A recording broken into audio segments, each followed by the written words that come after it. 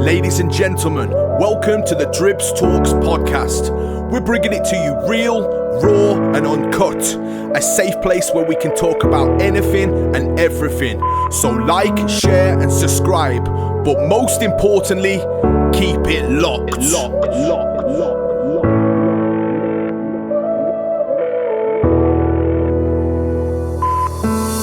Everything's gonna be just fine. Everything's gonna be okay. Just take one step at a time. That's what the leaflets say. Welcome people, we are back with another episode of Dribbz Talks, the podcast that highlights some of our most talented individuals in society and brings your daily dose of real, raw and uncut interviews. Today we have a man who has been a close friend of mine for almost 20 years. He's known across the scene for his involvement in EDM music. He's one hell of a talented producer and a liquid drum and bass DJ. Welcome to the show, Dubz. Well, hello, that's a rather nice intro, Do you mate. like that one? Yeah. I mean, your head's massive now. I mean, bigger than it bloody was before. Because you got a good head on your shoulders, haven't you, mate? I didn't know you were very good at fiction, but I'm convinced now, yeah. Like that. I need to start ghostwriting. Yeah, That's what I need to do. Let's jump straight into this. So, Jay, firstly, give the listeners a little rundown of who you are and what you're best known for with this scene. Ooh, well, yeah, so Dubz, I'm a drum and bass DJ, producer since 2017. I run a show on bassdrive.com called The Onward Show. I run a label called Onward Music and an event as well in Shrewsbury. That's about it. I'm a sad git. I've got a hobby of vintage computers. I'm not cool at all, like, you know, you made out I was, but I'm not. Vintage computers, yeah, and I just sit in my house and just stroke the cat all day. So yeah, that's it. There you go. That's my life at the moment. You picture that, vintage computers and stroking a pussy. Can life get any better? No, innit? Just need a copy of Encarta and we're good, mate. 97, mate, the best one. Absolutely. So there is so much I want to cover with you in this episode because we've shared some great moments together, and you personally have provided me with some amazing opportunities which have kick-started my music career all them years ago.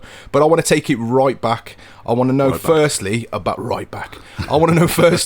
Jack, the man behind Dubz. So tell me, where did you grow up and have you always been around music? Oh, so yeah, I'm from Wolverhampton originally. That's why if you didn't know by now. That's my bit of screwed up accent I've got. Yeah, so I lived in Wolverhampton for 11 years, and then I moved to Shrewsbury.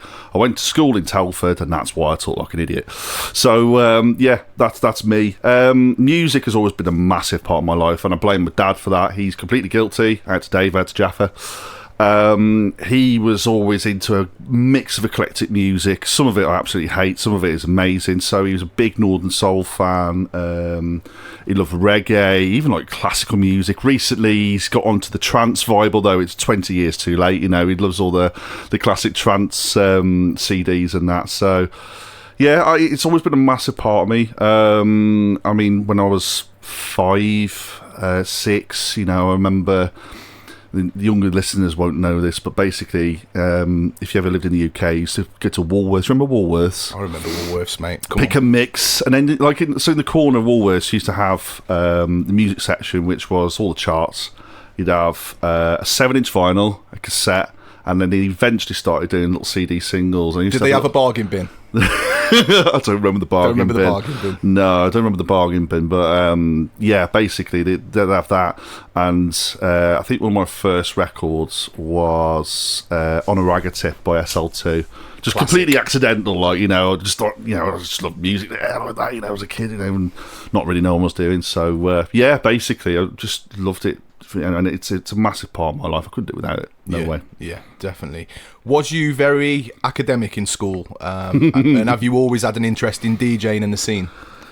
Academic in school? Not really. My parents used to think I was a brain surgeon, and like, yeah, not really. I didn't get very good grades at school. I was all right. I scraped through. Problem with me, they used to call me the daydreamer, so I used to sit in class and just like, Jack, what are you doing? So yeah, I remember my dad, like, I was doing my SATs in primary school, and he was just getting so mad with me, trying to get the maths questions right, and then he was like, "Are you just a complete thicker?" So that's not affected me much. We laugh about it now, but I wasn't very good. But there was a question about the DJing. Yeah, so the interesting thing with the DJing was I went on a family holiday to Ibiza in 1993. First ever time I've ever been abroad. That was lovely. It's great. And there was this club there called the Mini Club. Obviously, my cousin's about 6 or something, or 7 or whatever like that. And in the Mini Club, there was this guy who used to basically. Part of it was like you play games and stuff like that, whatever like that. But they also had this DJ setup in the corner, and it was 70s as hell, So it was like 2 twin decks and a mixer and 2 speakers and that. And I just took a real shine and interest to this, and basically, Lewis's name was, and basically, just started to convince him to let me play on it and that, and then really took an interest in it. And then when I got home, basically, my mum and dad bought me this 70s piece of shit deck. I say really ungrateful, but it was just like to play on my records on SL Turner Ragged Tip on this 70s deck. It's great. And I started doing. Shortly after that, I started doing my own school discos and that. So again, you're talking like 93, 94, 95. Was you dropping SL2 at the disco? They were all skidding on their knees. Rinse that shit. No, it was just like a eclectic bunch of music basically. I was playing charts and all that. Loved dance music, didn't really understand what it was really. I even got exposed to jungle at that age and didn't really know what it was, but I just liked it. So that was my early DJ stuff, and I did that until about 99 I think, and then I just got I was like, no, this isn't cool anymore, I don't want to do this, and then started to look into mixing, and that went the rest is history. Yeah. So I'm very much aware that you've stamped your mark, or you did stamp your mark within the hardcore scene under the alias of Dubmaster. Dubmaster, yep. What was the hardcore scene like back then compared to how it may be today? Now, I know you're not as involved today, if any at all, but what would, in comparison? Well, it's funny you should say that, because I look occasionally into it, and I don't think it's changed at all, because there's still the same gatekeepers there. So it's a weird scene, the hardcore scene. There's a lot of good people. Hardcore scene, right? There's a lot of good people in it. I know Fracas, Rob YF, all the people around here and now have made a good name for themselves. Big up Rob. Yeah. And they're good at what they do. But I feel so sorry for them being in such a shitty scene, this is anything goes, mate. Yeah, but it's just because there's always been these top gatekeepers, man, and you either get on with them or you don't. And I think if you don't get on with them for whatever reason, they just make your life shitty, really. And one of them, actually, funnily enough, recently has been called out by a lot of people.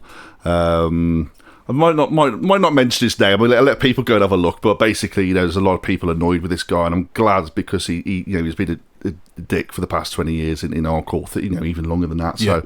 So, but hardcore, I enjoyed it. Just the music just went a bit not to my liking in the end. I played freeform hardcore, the upfront stuff back then. So I was playing on Dimension in 2003 and that, and then sort of 2004-05, I just fell out of love with it. Getting a few little bookings here and there. I was really no one really, but. So was it easy to come through as a hardcore DJ? Was it quite an accepting scene? Yeah, I played a few bits around here and that. Never played anything massive or anything, but Lee UHF, you probably know. Lee. Big up Lee. He's doing bits in, drum and bass at the moment. My man's played the Great Wall of China. I know, yeah. Serious? Yeah. Playing it again, isn't he? I think soon. I think he is soon, yeah. Crazy. Yeah, crazy. So again, obviously, he used to run nights called Bedlam, and he gave me an opportunity back in the day, 2004-05, I think it was. Which was good. They were good nights, man. They were. I don't know if you ever went there. There was what was it called? It was in Long Eaton. It was called The Venue. No. And it was like a members-only club, basically. And then the upstairs is a sprung-low dance floor, which is really weird. You had a lot of people in there and stood still. It was like... Dun, dun, dun, dun. Crazy. And it also... The other thing I remember about it, I used to get a pounding headache because it used to smell of poppers upstairs. Because they used to sell poppers in like this little booth thing there, and I used to hate going upstairs because I'd end up with a throbbing headache. But yeah, I played for things like him, like Bedlam. I played for a couple like Energize around here. What was his jam? Was it Jammers? No, I can't think of his name now. It wasn't Jammers. I can't think of his. I can picture the guy. I can see him. It's all the tipping, all it them might lot. Have been Jammers, you know. It might have been. I can't remember, man. That's bad. I'm terrible for names. Because there was the only time I've ever been involved in anything related to hardcore with an event, there was a Hardcore Till I Die at the Buttle Market upstairs. Yeah. And they had all the levels open, and I think I hosted the Midlands Rush room with you guys halfway up the staircase. That's it. Yeah. Remember that night? And that was my kind of first introduction to any form of hardcore, apart from hearing like you playing on the radio and stuff. And to see all these people wearing like the fluffy boots and stuff and the neon, it's totally different to a drum and bass rave to what they wear and stuff, and that really opened my eyes there. Yeah, well, I mean, drum and bass back then was like a lot different to it is now. Because I mean, like you got people with horns and whistles and that. Don't get that anymore, do you? That was so unique. I love that. I love that. And obviously you got the Narnie shakers, so I guess they were like fluffy boot kind of style sometimes. But the old tape packs when you play them and you hear the horns and stuff. That's blow your whistle screw, blow your horn screw. Yeah, that's in it. That is the one. Can you remember any particular names of other hardcore DJs that started around the same time as you that are doing really well for themselves now? Oh God. Well, I started when I was 15, so 2003-ish, round about. Yeah, I had my break on Dimension FM. Trying to think who else was coming through. I mean, obviously Lightchi, big up Lightchi. He was around about probably a couple of years before me. He's a little bit older than me. But again, I still see him all the time now. I work with him, basically. Good lad. But yeah, I don't think he took it that much further, to be fair. But he was doing stuff back then. So I do recall there being an MC on... I mean, we'll get into Dimensions very soon for the listeners that don't know about Dimensions as a radio station, but I'm sure I remember that there was an MC in hardcore that did really well for himself, and he was on Dimensions a lot. Was it Watsy? He was a Telford-based MC? Yeah. He was from Wales, wasn't he? Oh, okay, Wales, right. So I think Ollie Thumper, big up Thumper, he had him down. Because Thumper used to do a set on a Sunday, didn't he? And he had Watsy down, a few other people. I think he had some guests to Dimension, like, you know, to be fair. And I think actually Dimension had a few guests, but we'll go into that in a minute. Watsy, he's doing quite well for himself now. He's doing really well. He's pretty big now, you know. I can remember him being on all the slamming vinyl packs back in the day and Hardcore Till I Die and things like that. But I always remember there was some sort of link between him and Dimensions FM, whether it just be guesting on the shows. Possibly on say Thumper's set, I think. I could be wrong, but I don't know. I mean, big up Thumper anyway. He's a lovely lad, Thumper is. He's got a massive work rate. That guy's always out there. He's always out there, and if he's not out there, he's showing up at raves and stuff. And this guy shows up on his ones and has, you know, the best time ever. And fair play to him. Yeah, man. Yeah. Big up Thumper every time. Did you ever produce any of your own hardcore tracks, or would you just play other people's? I tried and failed massively, to be honest. That's honesty right there, Dubz. Yeah. We'd have it no different. That's it. No, I had a bit of a go, a bit of a dabble, you know. When you were a kid, you're like, oh, Dance EJ, oh yeah, something, and it sounds terrible. And then had a copy of Cubase, Nuendo, tried that, sounded terrible, you know. So did try, but yeah, just never really grasped the sound, really, or never really grasped the software, but if I'm honest, back then. So didn't really. I'd say it didn't really click for me, the production, until 2016. I do remember Dance EJ. I remember Hip Hop EJ as well, which was one that I used to dabble in. And there was Music 2000 on the PS1 as well. Music 2000. There's a rumour, right? I don't know if it's true, where they said So Solid Crew, their first album, they handed to the pressing plant on a memory stick, and it was on Music 2000. Really? Yeah. Wow. That's crazy. It's crazy. So, yeah. There was an interesting... I might get this wrong here. There was an interesting fact about Mike Skinner and how he recorded his first album, and that was on some basic DAW, some sort of software. I don't know what it was, but it was all very raw back then. They were able to do stuff like that because that's all they had, didn't they, at the time? That's it. But the raw sound was, it's got its own sound about it, you know, that rawness and that, and people like you listen to old school or even hip hop and stuff like that, and you hear like the 8-bit samples and that, it crushed, and it's just got its own vibe, man. Definitely, and there ain't much that can be in that kind of category now, is there? Because it's all really polished and that now, which can also again sound nice, but it's a bit dickless at times, and so. Like it's the people creeping alive at the moment, like Pete Cannon, big up Pete Cannon, still using like an Amiga to do his tunes and that, like, and it's just got this old muddy, shitty, banging sound to it, like, you know what I mean? It's authentic though, isn't it? Yeah, exactly. It's definitely authentic. Now, I could do a whole other podcast on your personal journey within pirate radio, and we will certainly be delving into that soon, but I'm aware that you performed on other pirate radio stations before choosing to set up your own. Yeah. So, from being a regular DJ of hardcore as Dubmaster, who gave you your first break onto pirate radio, and what station was it? So yeah, it was Dimension FM, Spangles, big up Spangles. Big up Spangles. Do you know what, right? I said to Lightshy tonight, I says, I'm going to go on, I'm going on Dribbz's podcast thing later on, and I says, and I know what's going to come up, Dimension FM, who give you the break? There's always been a bloody argument between a few people and who give me the break on Dimension. Obviously, Cy, got me on there, so that's good. After I pecked him for about 3 years going, I'm going to set my own radio station up, I'm going to put up the Reeking, I'm going to do this, oh God. But, Lightshy obviously said to Si, oh yeah, he was a good lad and this and the other. So basically what it was, there was a Sunday, I can't remember his bloody name now, I told you I forget some names, but there's a Sunday, there was a drum and bass slot, 10 till 11 it was, just before Cuz, and he went away, was it? Oh, yeah, I'll think of his name in a bit. Okay. Basically he went away, he couldn't do it anymore, so there was the set, no, it was 2 hours, sorry, 2 hours. This is going well, isn't it? So, 10 till 12, there was a 2 hour set, and it was up for grabs, basically. They were going to give it to Taylor J, to be with Taylor J, James. Yep. And basically, Lightshy was like, oh, you want to give it, give him an hour each, or whatever, like that. And so, Lightshy said it was him, and then TJ says, oh, well, I gave you the opportunity because it was... I said, I'll split the hour, whatever. They can have the fight, basically, whatever, like that. But yeah, those guys were the key to me getting in there. So big up Cy, big up TJ, big up Lightshy. Definitely. Now, from doing a bit of research, I know that Dimensions FM was first broadcast on the FM dial, now and then to a small area of Telford in June 1999. Yeah. But then started to broadcast every weekend in the early 2001. Yeah. Is this when you first got involved to it, or was you involved a little later than that? So I remember a mate of mine, Clark Anderson. Sorry, I'm going into massive detail here, So I remember my mate Clark Anderson in 2000 going, oh, there's this pirate radio station called Dimension FM, and it plays like hardcore now. And then that was the time where they were on, I think it was Friday night and Saturday night.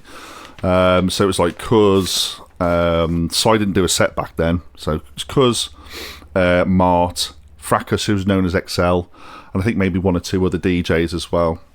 I used to listen into that, and I was obsessed with this. Before that, I'd been listening to dance music and that, and I like this and that, and this was like really cool. It's like, oh yeah, it's legal and it's playing, this hardcore. I've never heard hardcore before. It's banging, So yeah, and so was used to just text in all the time and that. The buzz of hearing your name on the radio, like you couldn't beat it, could you? No, that's it. Yeah, I remember is it 07866235577? That was the number. Go on, Dubz. So you forgot about 3 people's names so far, but you know that number. I don't even know what I had for breakfast this morning, mate. But I know that number off by heart. You know what I mean? Yeah, I need to sort my head out. But yeah, basically, used to just text it all the time to that. Ask for tunes and this and that and the other. I think, when I started getting involved with it, so I started talking to Cy probably about 2002, 2003, the same time as Leitch. And Leitch had a set on the Sunday afternoon sometime and that. And then this was about the time when I was like, I really I've got the itch for radio, have a look, see if I could do it myself with my mates. And, when I had no idea what I was doing, to be fair. Yeah. And eventually, I think Cy just gave in and gave me a set, really. I sent a few tapes, and so that back then, he would have, Cy Spangles had a Sunday slot of a night where basically for an hour he would, I think or half an hour, he'd do like a mix selection thing, and someone would send a tape or CD or whatever in. So I had a couple of those and had them played because I was good enough then to actually hold a set together. Back then, before then I was absolutely useless, to be fair. I remember giving out some CDs at school, and they were just like, a horse one down the stairs is the best way to describe it. To me, that bad. Yeah, that bad. So if anyone's listening that happened to have one of them CDs, please come forward so we can put that out there. Burn it. Smash it. See, I've got great memories of coming in from school on a Friday night with me Nokia 402 or me BT Cellnet, and me and a few mates would all meet up to listen to our favourite DJs on Dimensions FM. And this continued right up until September 2003, as by that time Dimensions had a huge raid and they were facing all sorts of fines and orders. Were you still very much involved at the time Dimensions ceased airing, and do you remember that particular time quite well? I nearly walked in. If I'd have been there an hour before, I'd have got done with TJ. Really? So basically, I was on the way up with me. Mum used to give me a lift. I was 16 at the time. So up the way on the A5, and all of a sudden we would listen to TJ, and all of a sudden we hear the music go off. I'm like, that's weird. I started ringing him on my 3310. You're old, you are. 33. I wasn't that blessed, mate. It's posh, mate. 33, yeah. So I rang him, no answer. Rang him again. All of a sudden the phone goes off, and all of a sudden I hear the transmitter go off. Okay, so I'm pulling to where the studio was in Wellington, and there's police everywhere, and I'm like, shit. Really? Yeah. That big of a presence? Shit, yeah. Jeez. Yeah. So Mum goes, what do you want to do? I'm like, get the fuck out of here. So yeah, we did a reverse and went back home. So yeah, basically that was it was September 2003, I think. It was around that time, because I was started college then. I was still playing on at college, and then and I was absolutely gutted when it gone. But Sai had been warning us for ages, saying it's got it's at its daylight, it's going to go, because I think Sai was blatant. He used to go up the at this Jeep, right, and basically you go up to the rig site, put all his stuff up and that down. DTI would be like following him back up there, and taking stuff down. He'd back up there, Anyway, they said to him when he went up the one time, he was just blatant as fuck. They said, we're gonna have you in the next couple of weeks, and they knew that was it basically. But yeah, they just read it out until then. So Dimension was no more, and then I think we did January 2004. Decided the last broadcast, which was emotional. It was good. It was from his one of his original studios, which is his dad's garage. So that it was good, but. The massive thing, man, a massive part of my life Dimension was, and I say back then, I'm still ever grateful for those people who gave me the opportunity, because again, the platform, as a 15-year-old kid, a little too keen, just playing hardcore records, and it was amazing. And the respect I had for those guys as well, still got to this day, really, I remember the one time I was at a mate's house and over the Saturday, and then I was going to play on the Sunday. I got my records with me anyway, and they're like, right, then we'll take you to the studio. Dubz was like, nah, you're gonna have to drop me off over here. What do you mean? It's like, no, drop me. I would not let them know where the studio was. Good for you, yeah. And because I didn't want to get kicked off it. Another time as well, this was with Mum, and I thought my Mum was going to get me sacked on there. So, so there's a single track road up to the studio, which was a caravan basically in a barn. And the guy who owned all the land and that was a bit of a dick, to be fair. So it was again single track road. So my mum's going up this single track road, and he's right at the end of it, and he's coming down, and he wouldn't fucking move. He made me mum ride all the way back down, reverse all the way back down, right to the bottom of the road where. Fucking hell, she gave him an absolute fucking dressing down. I thought, fuck, I'm going to get done here. I'm going to get the sack. I'm going to get beat up. The other side's going to go fucking mental at me.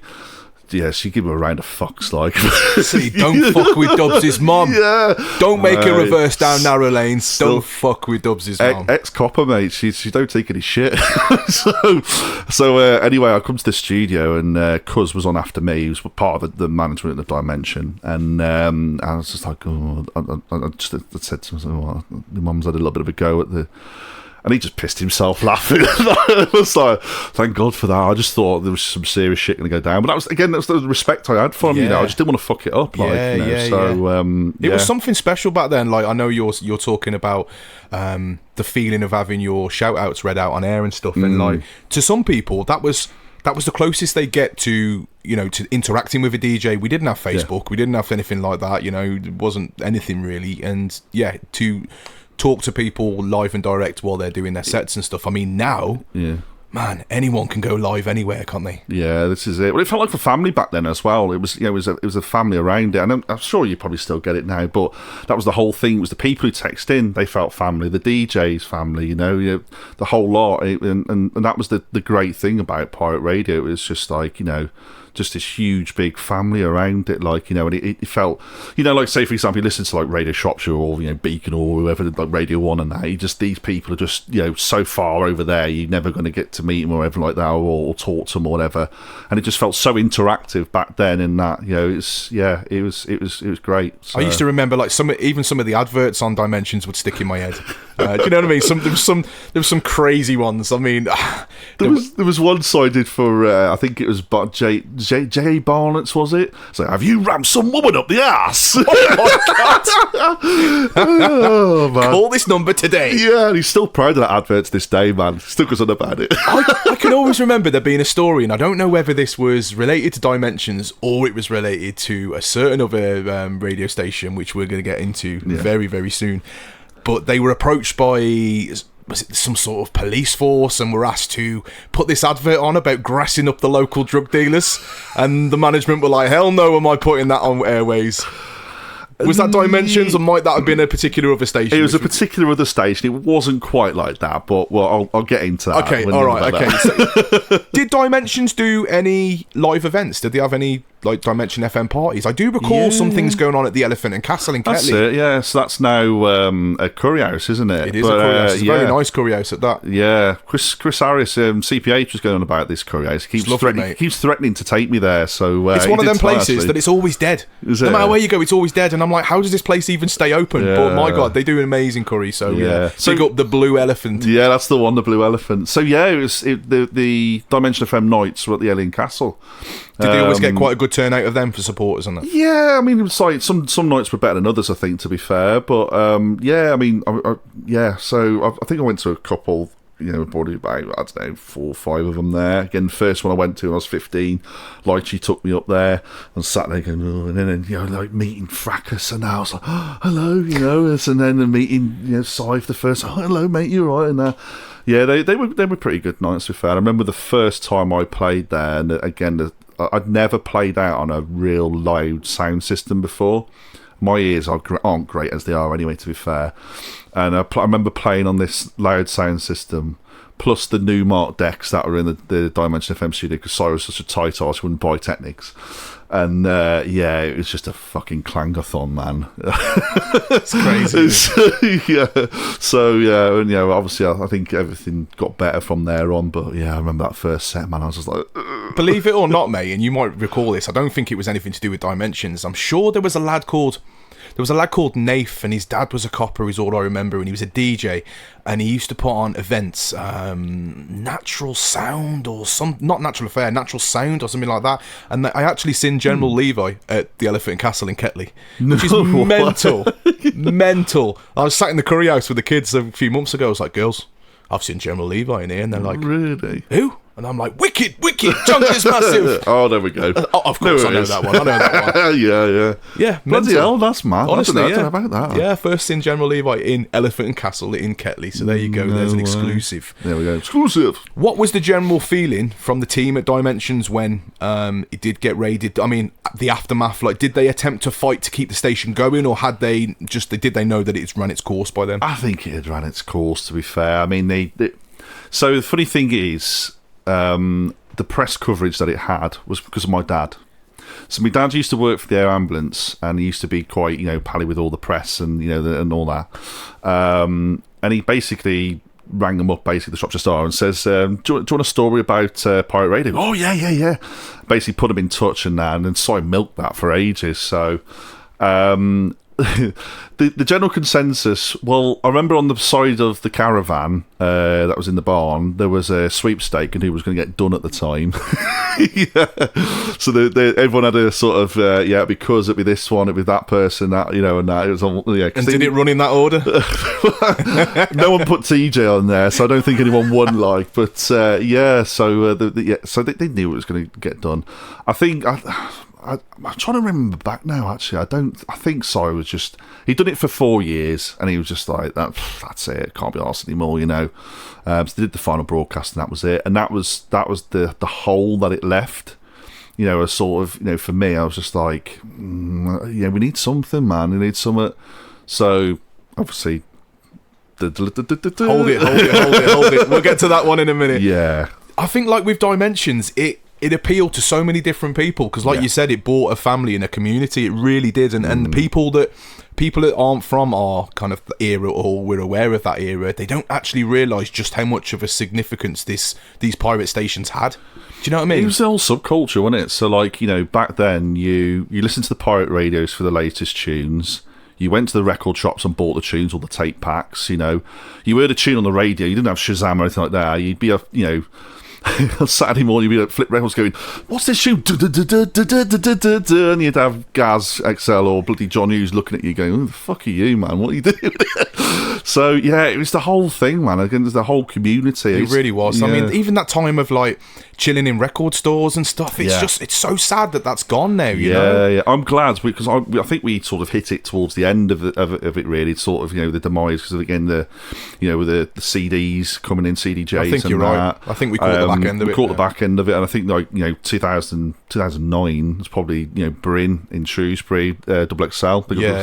Bottom Dollar Beats. That's it, Bottom Dollar Beats used to stay there, and the other one as well in the bottom of the parade as well. Mark Bish's shop, Recycled Records. Oh, Recycled, of course. Yeah. So those are the two main ones. I used to play them off against each other sometimes. I swear there was a Flip Records as well. I don't know whether that was Telford. So Flip Records was the main one until I think it closed about 2006-07. Is that Shrewsbury? Yeah, that was Shrewsbury. So I think it's like a charity shop now. See, I used to spend a lot of time in Bryn's Bottom Dollar Beats, obviously, to obviously socialise with Bryn and, you know, come in and get the latest flyers and latest tape packs and Did you ever go to the one in Telford? There was one in Vision Records. Yeah, I got my first slamming vinyl ticket from Vision Records. Did you? I was a very excited 17-year-old with I bought a coach ticket and a slamming vinyl ticket with the lads. Shit myself getting the ticket. Yeah. Thought I was the man buying this ticket to this rave that I wasn't even legally allowed to go to, but I went. Some fond memories of that shop, because I went to school at BRJ in Telford. Big up all the BRJ, big brother Johnny. And yeah, basically, like when I was year 11, I'd be doing my exams and that, and I'd come out, walk all the way down to the shop, you know, speak to guys and that, buy some records and that. Next door, have a burger from the kebabby, and then ring my mum and go, "Come and pick me up, please." Hey. You know, so yeah, it's great times, man. But it's a shame. I'm glad we experienced that era. You know, even though it was the end of the sort of the demise of it, but it was still good enough. You know, and as you say, chilling the record shops on a Saturday and that. And as I say, like before, you used to, you know, with Bryn and Bryn and Bish, he used to just go, Bish has got this in his shop for about £3 cheaper, mate. And you'd be like, fuck off. No, he hasn't. Yeah, he has, mate, honest. Or like, oh, come on, mate. No one's going to buy Horizons by LTJ Booker me in Shrewsbury like this afternoon. Give it £8. You know, £5. Oh, go on then. Fuck's sake. Love that. Yeah, but no, it's good, man. It was good times, man. Yeah. Definitely. Now, as the saying goes, all good things must come to an end. Now, I am going to mention a few dates here, Dubz. If I haven't, and Si Spangles as well, if I get these dates wrong, please, I apologise. 121 still, so... I found a website called the Pirate Archives. Yeah. And it's really interesting. It's got so many different stations on and loads of background information. Yeah. Unfortunately, I'm going to mention the name of the station because let's just do it. Unfortunately, for Rush FM, it says coming soon. Yeah, it's been it's 2024, man. When's this coming? It's been like that for quite a while, to be fair. But what I will say on the Pirate Archives, which is definitely something worth checking out if you are interested in listening to how these pirate stations sounded back then, if you weren't from that era, there's so many back catalogues, and there's some of your shows on there as well, bro. Yeah. Some hardcore shows on, especially with Rush FM. So I was still playing hardcore back in 2005. I was playing a bit of drum and bass in the background, but and I think there might be some Dimension ones on there as well, but I sound really, really squeaky. I don't know what's happened to my voice recently, but I've got a bit low. Barry White. So yeah, all good things must come to an end, and this was certainly the case with Dimensions FM. So what was the name of your station that you decided to set up, and did you use the same frequency? So it originally was Rush FM Shropshire. Because there's already been like a Rush FM down south, and there was that YouTube documentary. That's it. Weekend Rush. Yeah, that's it. So I thought, Rush FM Shropshire. So that was my first, and in 2004, basically bought a rig off Si that he got spare. I think it was a 20 watt yeah, basically. So it was a real basic one. It was old as fuck, but it got me up on it's like 20 watts or something like that. And we put that up on the Reekin, like for car battery. God, like early 2004. Put a mini disc in there.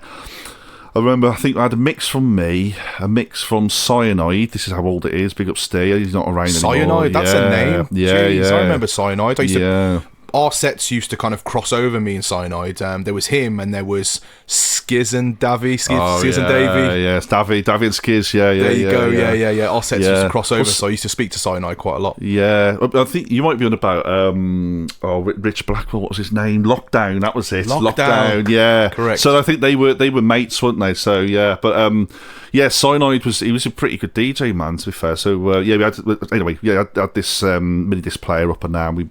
I think it was early 2004 basically, and that was the start of Rush FM. Yeah, if I remember reading rightly, you guys began your first transmission test. To be exact, it says Thursday the 19th of February 2004. Wow. And your first live broadcast was on Saturday the 17th of April 2004. Yeah, so after we did the car battery affair, and by the way, this was on 87.9 back then, so it wasn't quite on the frequency. Yeah, but then the car battery started to die, and then it wandered off to about 88.4. We could hear it on Radio 2, so we were like, let's quickly go and get it. Whoops. Yeah, so in April we. I'm glad you got the dates there because it's a bit fuzzy for me, but I remember it being early or later now. I remember it being cold. So my mate Finn, who used to live up the halfway house up the Reekin. Big up Finn. Big up Finn, who's built like a brick shithouse these days. He is, man. He's henchman. Boom! And Tom, his dad. Big up Tom. Basically, he had a caravan around the back of his house, and pirate radio and caravans around here, man, I tell you, I don't know what it is about it. You go down London and go, caravans, really? But it was a massive static caravan. I remember it. Like, that was where I first did the set with you. So you were some of the first guys we had down on Rush FM. Oh, really? Yeah.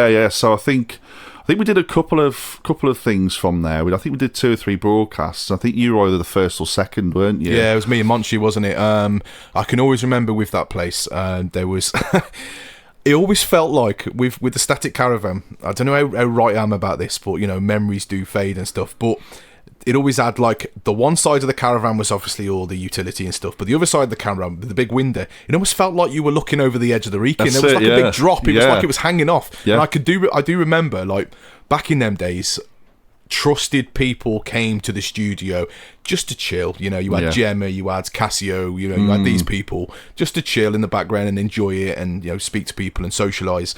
And I remember there being a lot of people in this static caravan, and just before I went in, you were like, lads, you need to kind of even yourself off around this caravan because there's a lot of people on one side. And I'm like, is it that bad? Yeah. And then I can remember doing the set, and as we finished, this is crazy as well, as we finished, there's just this dude paragliding past the fucking window, like, and we were just like, look at him sailing off into the sunset on his paraglider, like, and we were just like, oh my god, it was mad. But they're all the memories, man. They're all the memories. I still, mate, when I walk up the Reekin, which is few and far between with this dad bod that I'm rocking, but when I walk up the Reekin, I always stop and think, we did Rush FM. That was my first appearance on Rush FM over there. Do you know what I mean? I tell the kids, I tell whoever wants to, even people that aren't fucking interested, hey, you with a dog, I performed in that static caravan over there. This is it, yeah. No, they say Tom used to let us do that. He used to absolutely love it. Like, he used to take real big interest in it. In fact, Si, when he used to rig up the Reekin, he used to talk to Si as he went up, and now he used to take big interest in it, and then he let people drive up to the top because again, he's got the gates there, and if he says piss off, you're not going to argue with him. Don't talk to me about driving up to the top of there. I've got a story about that one for the listeners that don't know. So we arranged to obviously come down to the studio, the static caravan halfway house, which meant driving up to the halfway house, and Monchi had just just passed his test. He had a red Peugeot 205. This is before he had his sport one. He had a red 205, and there was loads of us crammed into this like fucking clowns in this red 205. And it's clamping up to the halfway house. It's pitch black. Yeah. And Monchi's like, lads, it's too much weight in here. We just can't get up. And I'm like, well, what do you want us to do? He went, look, just get out a sec. Just get out a sec and have a look if my rear lights are working. I said, you don't need your rear lights. You're up to the halfway house. You're in the middle of the Wrekin. And what did that twat do? He fucking burnt off into the distance. And it's pitch black, and all I'm doing is running, chasing these tail lights at the back, and I could just see them getting further and further away. So I got to your studio, breathing out of my arse, and yeah, that was quite a funny story. I tell you what, like over the years driving up there, I had a Rover 400, and some bits fell off that car, man, because of that hill. Yeah. How did we even do it back then? You know, that, especially that sharp right as it gets off the straight. Well, my mate Craig as well, big up Craig. Craig, good lad. Yeah, Nash. He used to drive us around quite a lot because obviously he was 20 at the time. We were like, young. So he had this Ford Orion. I remember the radio went off for, I think something happened. But yeah, anyway, he couldn't get this Ford Orion fully up the Wrekin. So me and my mate Al sat on the bonnet of the car, and there's people walking by you like down the morning, you're right. Just these knobheads in a Ford Orion, two lads on the bonnet, just driving up and morning, man, you're right. Oh my God. Because he was from Dawley. Oh, Biss Jockey, lads. I tell you what. And people are like, what the fuck's going on You here? Lads would give Corrupt FM a run for them, and you're repping the t-shirt, mate. I'm repping the t-shirt, man. There you go. Corrupt FM. Yeah, that's what I mean. It's with Corrupt FM, I remember first watching it, and I said, my wife was obviously around it as well. She'd dipping in and out of like watching me perform and things like that, listening and that, and I'd always come back and tell her all the stories and stuff. And me and my wife sat in the front room, watched Corrupt FM for the first time, and I'm like, they've got this to a T. They've got this to a T. Putting egg boxes on the on the side to keep. It's just honestly everything about it. Like, they smashed that. So yeah, it's so relatable, isn't it? Because they all came from pirate backgrounds as well, and they're all in that sort of subculture. And one of the best ones for me, makes me laugh. It's so relatable. Is I think they do a competition or something, and all of a sudden there's it gives the number out. And there's no one texting the studio. No one's it's dead, mate. It's dead. Yeah, I'll just text it now and prove it. And the text goes straight through. And I just remember some of the dead days on them, because obviously the radio was like buzzing at times, but sometimes it was fucking dead. Especially if we'd been off for like a weekend because the DTI had us or whatever, and then you come back on and people weren't quite aware of that you were back on, and the word of mouth and spread. And then the phone line would be dead, and you think, is it the operator? No, it's not the operator. It's just no one's fucking listening. It's definitely working. Yeah. It's definitely working. You sure it's working? Crazy. Was there any other stations that tried starting up off the back of Dimensions? I know the top of my head, I can think of Paradise FM. Yeah, big up DJ Bomb. Yeah. So obviously he bought a transmitter off Sire as well, and did his little thing, Paradise 101.4, didn't they? Which he did from his flat for a while. I'm trying to think if there's anything else Hard FM. I think was a little bit later on, I think, to be honest. So but yeah, no, I think there was a couple of things going on, but I think I don't want to sound big-headed as such, but I think we were probably the biggest one out of them. I mean, Hard did some good things as well, to be fair, but again, we had the biggest signal out, just because we put our bloody transmitter up a big place. Really, it's no fault of bombs or anything like that. So. But I think we grew from there as well. We started to invest in the station, and now bought better sounding equipment and Technics and better rigs and stuff like that. So I think there was a couple around the time that started because Dimension was off. So. Yeah. So was it your idea to start this up, or did you have anyone else with you to start this station? Yeah, so it was my idea, but I got a couple. So a few of my mates like Finn and Craig and that were all really interested in it at first. But to be fair to me, it just the novelty wears off after a while. So, and I was looking for someone to help me with it, and then I went to college, as I mentioned earlier on. I went to SCAT. there was this lad called Nathan on the same course as me, the IT. Big up Napan. Big up Napan. And he took a bit of an interest in, because he loved drum and bass anyway, but he didn't DJ at the time and that. And basically, I think showed him, I was playing hardcore back then and that, and showed him the decks and that. He bought his own set of decks and he took interest in the radio. So that was it. It was me and him basically who took it forward for Rush FM, Shropshire, and then Midlands Rush, what it ended up being. So, did you have anyone oppose the idea? Did you have anyone go, "Why are you doing this? It'll never work"? My mum and dad went a bit mad at first, but then absolutely loved it in the end. So yeah, I don't think anyone was really opposed to it from like my mate circle or anything like that. Probably had a few enemies along the way, but we won't go into that. But I think most people loved it. In fact, while I was working at the time, I used to work in a school, and basically I was on the phone to a rig builder. So rig basically is an FM transmitter. You have to have an FM transmitter to get on the FM band. And I was saying like, oh yeah, blah blah blah, this isn't working, and dummy loads and this and that and swars and that. And my boss came in. He was like, who are you on the phone to there? I was like, oh, no one. He goes, come on, who are you on the phone to?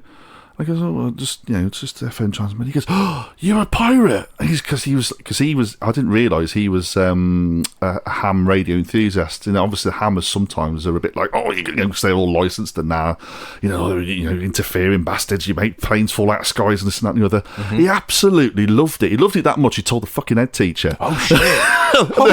The head teacher loved it as well. I'm like, oh my god, because that could have gone, either way, really, But it's a little close to home, that one, isn't it? Yeah, a little bit, to be fair. But so I always try to keep it on the QT. So yeah, where I was, I always used to try and keep that on the QT while I was doing the DJ and stuff like that. This is why so a lot of people don't know my name's Jack. My name's online is Dubz, because it was basically if you put your main name on the internet, your details are going to come straight at you. So, and it was always the privacy of that, and with people and stuff like that. And the school I worked at, and I think people understood that as well. I know, for myself and a few other artists, we always had that same question: who runs this station then? Yeah, so we used to blame a lad called Dingle. I don't know if you ever heard of Dingle. No. So 2K, big up 2K, still calls me Dingle to this day. But basically, there was this character we made up, who basically sort of online and that ran the station. I always used to make sure that I typed in a different I went to town on this, mate, and I think it was, in the end, it worked in my favour because it didn't get my door kicked down despite having about 3 or 4 raids. Yeah. But basically we made this character up called Dingle because I'm a wall supporter, and they call Baggies calls the Dingles basically, and he was the one who ran it basically, and we always used to blame him for everything and that, and he was the one who used to sign off on the net and all that. So fucking Dingle. Yeah, and exactly, fucking Dingle. Now, Midlands Rush for me, it gave me and Monchi, I may as well speak about the both of us, because it gave me and Monchi the opportunity at the tender age of 16, 17 years old to host regular shows for a number of DJs, and we put our sound out there for loads to hear. Now, this gained me quite a few bookings, Dubs, and it boosted my confidence of self-belief no end. Did the station do the same for you, or did it just bring you a whole heap of continuous stress? No, because it wasn't all glitz and glam, was it? No, it wasn't, but we were proud of it, and what it did for I love the fact that people like yourself still say it helped in your career in a way, and that's great. There was stressful times. I mean, we were getting hammered by the DTI at one point, and you buy 4 transmitters, nearly lay $1,000 down, and then basically, Nath used to put a lot of money into it as well. Again, I'm not gonna say, oh yeah, I was the one who always funded it, and Nath did put a lot of money, to big up to him and that, real kind. And then basically you down to your last 1 transmitter in a couple of weeks. It's just they were hammering us, so it was really stressful at times, and people don't see that side of it. So we used to broadcast from a tower in Red Hill. Anyone who knows Telford and knows that big fuck-off tower on the top of the hill where the water place is, that's where we used to come from. Oh, right, okay, didn't know that. Yeah, so that's where, it's a Vodafone mast, basically. Mm-hmm. So we used to climb, I used to climb because no one else would fucking do it, apart from a couple of other people. I don't know how you're still alive, mate. Honest to God, right, I was thinking about this the other day, and I thought, one slip on that ladder, Game and over. you're dead. Game you're over. dead, simple as that. Yeah. You're not. Oh, he's got one arm. And you're dead, basically. And this is why you need to respect this. Like, for the people that are listening, the pirate radio scene, people were putting themselves in danger just to get these things on, just to provide this sound for the people. So we were fucking idiots. Well, yeah. But that's what we loved it. That's what the lengths we go through. I never told my mum and my dad, and eventually, my dad sort of got wind of what I was doing, but never told my mum until recently. She was like, "You bloody did what?" So, but always remember Pilch. Yes, I think you'd asked him to give you an hand in going up the mast at the Wrekin, and he was just Pilchy lad was big up Pilch. I haven't seen him for years, but he was doing. I think was he doing? Was he doing insulation or something like that? And he was on ladders, and he was one of these a bit blasé about bang the ladder along to get to the other point, and that he was like, "Yeah, I'll go up there, no problem with." So you groomed him then, did you, Dubz? Yeah, groomed him, mate. Groomed him. Groomed a few people. A few people returned for more, but most didn't. Pilch is one of them who didn't return for more. But it's the reason why you haven't spoken to him in ages. Yeah, scared the shit out of me. So basically, we get to this mast, and he'd been giving it the big one all week, and got to the bottom of it, and I'm like, "You right, Pilch?" And he just stood, like, sort of looking up to the top of this thing. I was like, "You right, mate?" He goes, "Fucking hell." Didn't realise it was this big.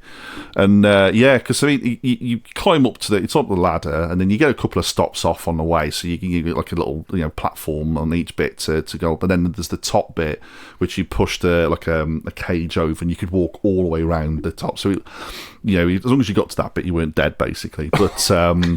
But yeah, it was fucking high, basically. And then you've still got to get back down as well. Exactly, yeah. And I'm guessing you were carrying... did you have a backpack when you were carrying this equipment? Well, we had it tied to us, round our bloody heads. We had all a big backpack of it. This is why I used to like taking people up with me. Because one, it's fucking lonely as hell up the top, and two, you need someone to hold the aerial for you while you're bloody gaffering it up or attaching it to the side of the mast and that. And also running the power cable, because we used to. So originally we'd have our transmitter at the bottom, and then we'd run a load of coax up to the top for the aerial, because obviously you got to get the aerial as high as you can. And then the DTI kept taking our transmitters. So we were like, "Fuck you, you're not going to climb." So we basically started putting the transmitters up the top, because it was a lot cheaper to replace. Nice move. Cheaper to replace power cable than it was coax and transmitters. So we started doing that, and that was So obviously there's a lot to go up to the top of it, but it was again, I'm blessed because I'm still alive. I also climbed the Wrekin one once as well. Don't know if I should be admitting this really, but basically did the halfway on that one as well. So I climbed halfway, because I think if you got to the top, you'd probably pass out with all the power and stuff like that up there. And that boomed out for like 2 weeks until it got tucked down. But that went miles. I was going to say, that's some coverage there, isn't it? It was on 87.9 again back then. It was 2005, and it boomed into like Wales and places like that. It was like, wow, yeah. And then it got tucked straight down. Of course it did. So I would imagine that, like, running your own pirate radio station, I would imagine it's a very thankless job. It is. DJs come, DJs go, and I'm guessing that they're the first to be in your ear if something isn't working right. Yeah, so when you do radio, that is your life. It's your life. Everything else comes. I remember, took into Sunday dinner, and all of a sudden you go, it's gone off, and you're leaving your Sunday dinner, and you're going straight to the radio or find out what's happened and that. And again, like the DJs, they turn up, they do the sets, they go. They don't need the hassle of, so I can see where it comes. But yeah, some of them don't appreciate you've been up a transmitter site, because we used to do everything at night, basically. So you've been up a transmitter site from 2 in the morning till 5 or 6 in the morning, which is common. Sometimes if you had a problem and you couldn't get it to work and you were tired, and I remember the once we had a swig of beer when we at the bottom of the mast had a can of Stella or like that. I had a swig of it, went to the top, a couple of hours, come back down, and it was ice, basically. Wow. That's how cold it was sometimes, especially on the top of that bloody hill. And then, like, the slightest thing, like a needle snapping in the studio or whatever like that, back then there was no CDJs in there, so you had to go and bloody sort out so it was a thankless task at times. It's a lot, isn't it? And you put a lot of trust into the artist that would come down to the studio. Not to run their mouth of where it is and who's behind it, and B, me to actually look after the equipment. And, you know, I won't mention names, but, you know, I've seen people just abuse the equipment just because it's there, redline the shit out of everything. That was kind of, I think that was your biggest gripe, when people used to just redline everything. There were some people who were really disrespectful about it, and to be fair, me and Nate used to tell them off, like, you know, and some listened, some didn't give a shit, and then usually they got kicked off, you know, or we didn't renew them. But yeah, it was all a circle of trust again, you know. Again, you can't run your mouth off about the studio. You can't have, like, you know, Tom, Dick and Harry all down the studio, because again, this, you know, word gets out where your studio is and stuff like that. I'm pretty sure at one point, one of our studio, we moved it, you know, loads of people knew where it was, and now it was just like, nah, because we bollock people for taking people down there. You know, you're supposed to be there. I don't mind, you know, one or two, like, you know, but if you're getting everyone down there, the worst is, you know, soon spreads out, and you get thieves. And that's what 2005, December 2005, we were on air and that, and then we got our studio broken into. Where we got the transmitter was stolen first, and then the studio followed after that, basically, because we were off and we were devastated. You know, we got Technics in there, a load of equipment in there and stuff like that. And yeah, it was, again, never really found out who did that. But there was we did find out who did the rig, and that was an interesting night, to be fair. So should we leave it at that? Yeah, that's the one.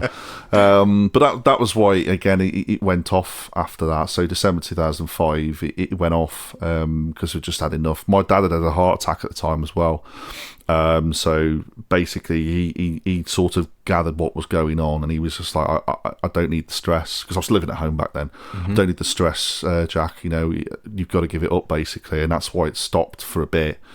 And then I just got annoyed with that, and then we relaunched in 2006. Really, it's sort of the dust had cleared, and my dad was a little bit better, you know. So, but it can get messy in a heartbeat, man. You got to be careful, and because all sorts of things, you know, again, rigs getting stolen, or studios getting done over, or people chopsing off, or people ringing you, threatening to kill you and stuff like that. All things that happen, like, you know. So. I can remember being, it wasn't your station, but I remember being in another station, and there was a rival station that had come down to the studio, and we had the heads up that they were there, and everybody was like, turn the lights off, shut the curtains, and we shut the curtains, and we all had to kind of get low, and someone was like, look out the fucking window, have a look, and I'm like, I ain't fucking looking, just look. I remember peering out the corner, I could see all these blokes, because I was a kid back then, see all these blokes with baseball bats, and they were ready, but we kind of stayed low, and then they eventually fucked off. But like, in hindsight now, as a mature bloke, I'm like, shit, that could have gone wrong, and all for the love of music. And that as well, I think a lot of that came from basically people gossiping and just winding other people up, and that, and it's the worst thing ever, because again, you're right,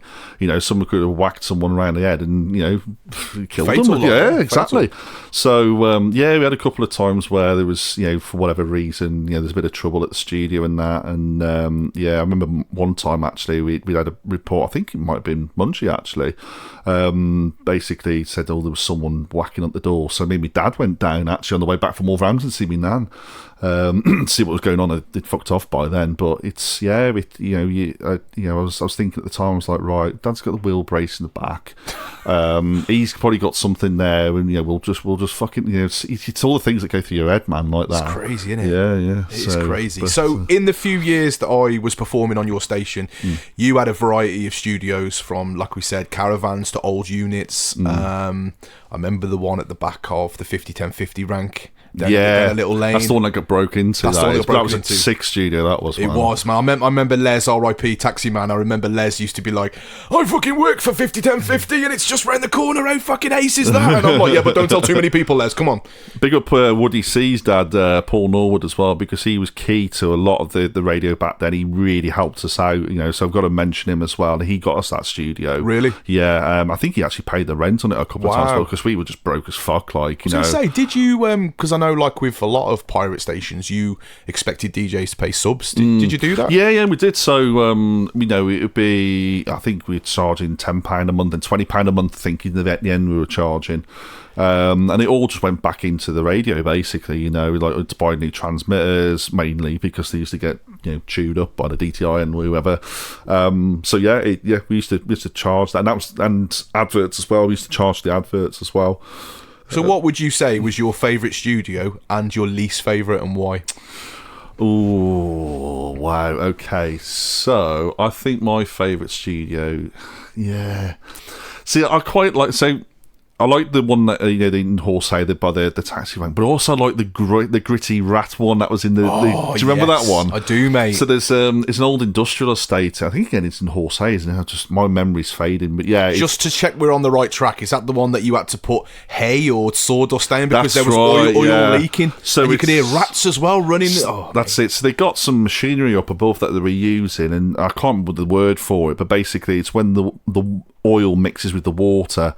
And it's in the machinery, but it was leaking through the floor and into the bottom, into this little. It's like a little cave, wasn't it? Like it really was, yeah. So we tried to sort of, but every so often you have a drip of this fucking shit from upstairs on your head and that. And again, in hindsight, how fucking dangerous is that there's machinery above your twatting head? Do you know what I mean? But we didn't think twice about it. It was just like, yeah, here we are. But you were right. It was like a cave. There was no windows. It was one door to get in. Do you remember the rat closed? As well? No, I don't remember the rat, mate. Tell me more about that. So people were a bit messy in the studio as well, which we bollocked them for. But there was like a pile of shit in the one corner, and we was doing the show the one night, and this huge big fucking rat comes out like shit. Trying to get I think it had a few of the DJs as well who were a little bit scared of rat. I think Nate's like, so we shared it with the rat man. Big up the rat, yeah. Big up the rat. Security. Yeah, that rat's probably out there now, probably the size of a dog, and doesn't even know of his place within the pirate radio scene. How amazing is that? There was some crazy studios. So I quite like the grime of that studio as well. I want to say that you used to call it the dungeon. Yeah, I could be wrong. It was. Yeah, I think a few of the DJs referred to it as the dungeon and that. So that was good. I think the worst one we ever had. So this is going back to the days when we were messing around again, and it was one of the times where it didn't work properly. The transmitter. The idea of radio, you'd have like what you call a link. So your link would transmit to your main transmitter, and your main transmitter would be higher somewhere else. So we pulled up, I think we pulled up at the firing range of all places, by the Wrekin, the old firing range. And I had a little bit of a sort of mini setup out the back of my car. I had this Ford Escort at the time. I had this like little link thing, and it just wasn't working and all something and the other. And I think, so how can I put this? Nath was having a bit of an ADHD meltdown at the time, and basically just decided to just set fire to everything, and it just combined with everything. It was just on top as fuck, man. I think I ended up losing my rag with him, and which happened a couple of times. Bring him up, man. That was the worst time of my life, really, because it was just all going wrong. And yeah, so that was the worst studio I think we had, to be fair. But we had some pretty good ones, to be fair. We had the Woodyard one, which we had twice, actually. We had the shed that was on the back, and then we had a caravan next to it again. You had one in Queen's Road in Donington. We did. Was it Chris's? That was Christoph's. Big up Christoph, yeah. That was another caravan, wasn't it? That's it. So that house now has been demolished. I think there's loads of little houses on it now, yeah. Right, so because it was all subsided into the floor. But yeah, so we managed to... So I got this caravan from somewhere. It's completely trashed. It was basically a donkey field, and the donkeys had eaten all the fucking lights and stuff like that off it and that. So again, big up Nash, attaches it to a car and boots it down to this location before the coppers find it. Before the coppers get it. So we booted it down to Donington and shoved it there, and it was there until the house was demolished. Really? Again, yeah, the caravan was a little bit of a sorry state, but again, it was perfect for what we did. We wired it all up and that. We had the link transmitter there, and the main transmitter at Red Hill, and we were there from I think 2006 to 2000. It was quite there for quite a while. So, and also, yeah, I had a rather unfortunate event where my car got rolled on Christoph's drive as well. I don't know if you remember that. No, I don't recall that. There was all sorts of, I don't know what happened, but basically there was all sorts of shit that went on in Donington one night. At first we thought it was radio beef again, but I don't think it was. It was basically some dickheads that just went absolutely, rioting around Donington the one night, and So I was in the studio, we were playing around, and Chris had gone to his bedroom just to grab something, and all of a sudden he comes flying through the door, and he's like, Dubz, your car's on its roof. And we're like, what? And we're like, me and Nathan were like, fuck off, mate. What are you on about, you tickhead? And he grabs my arm, pulls me out the front, and there's my car on its roof, on his front lawn. Yeah. What? And we were like, I've only lost it in my life probably a handful of times. I lost it that day. I grabbed a bat and fucking went up and down Queen's Road trying to find no one to be seen anywhere, mate. That must have took some doing. I mean, what car was it? It was an old Astra, an S-Reg Astra, like 98 Astra. So it wasn't a Reliant Robin or anything? No. Because, they're a piece of piss to flip them. Well, I think he said he saw, like, out the corner of his eye, 3, like, sort of bodies run off, and all of a sudden the car was, like, on its roof. Wow. Wrote the car off, basically. Yeah. I love that Astra, and, basically 3 dickheads fucking put it on its roof, so big up to them. Crazy. But then the next day there was I think there was all sorts of stuff going on. There was like someone's handbrake was let off and smashed into the car. Someone's alloys knackered. They stole a Mini, and like that was parked on the side of the road with the wheel off and that because the wheel had fell off. Mate, all sorts of shit went on there. So we thought, it's probably best to move the studio at this point. To be fair, from that. But at least there was confirmation that wasn't radio beef. Yeah, which was the biggest thing, really. To be fair, because it was just like, what's going on now? The sad thing is, I probably know the lads that did it, mate. Honestly, yeah. Big up to them now.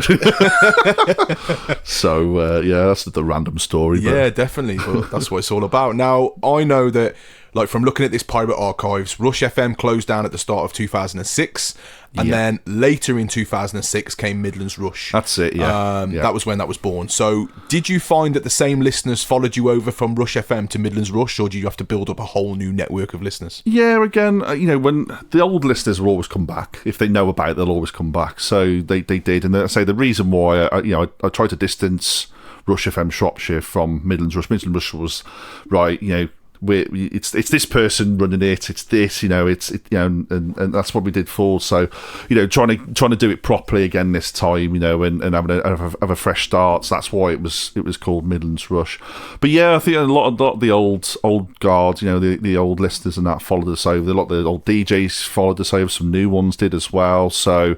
And again, that was the better days. That was again. It was mid 2006. Dad had sort of forgotten about his heart attack by then, so he was okay. And he didn't have a second off the relaunch. Thankfully, he didn't have another second off the relaunch. No, so because that really would have been time to quit it. Then. Oh yeah. So that was the one. But we had a better.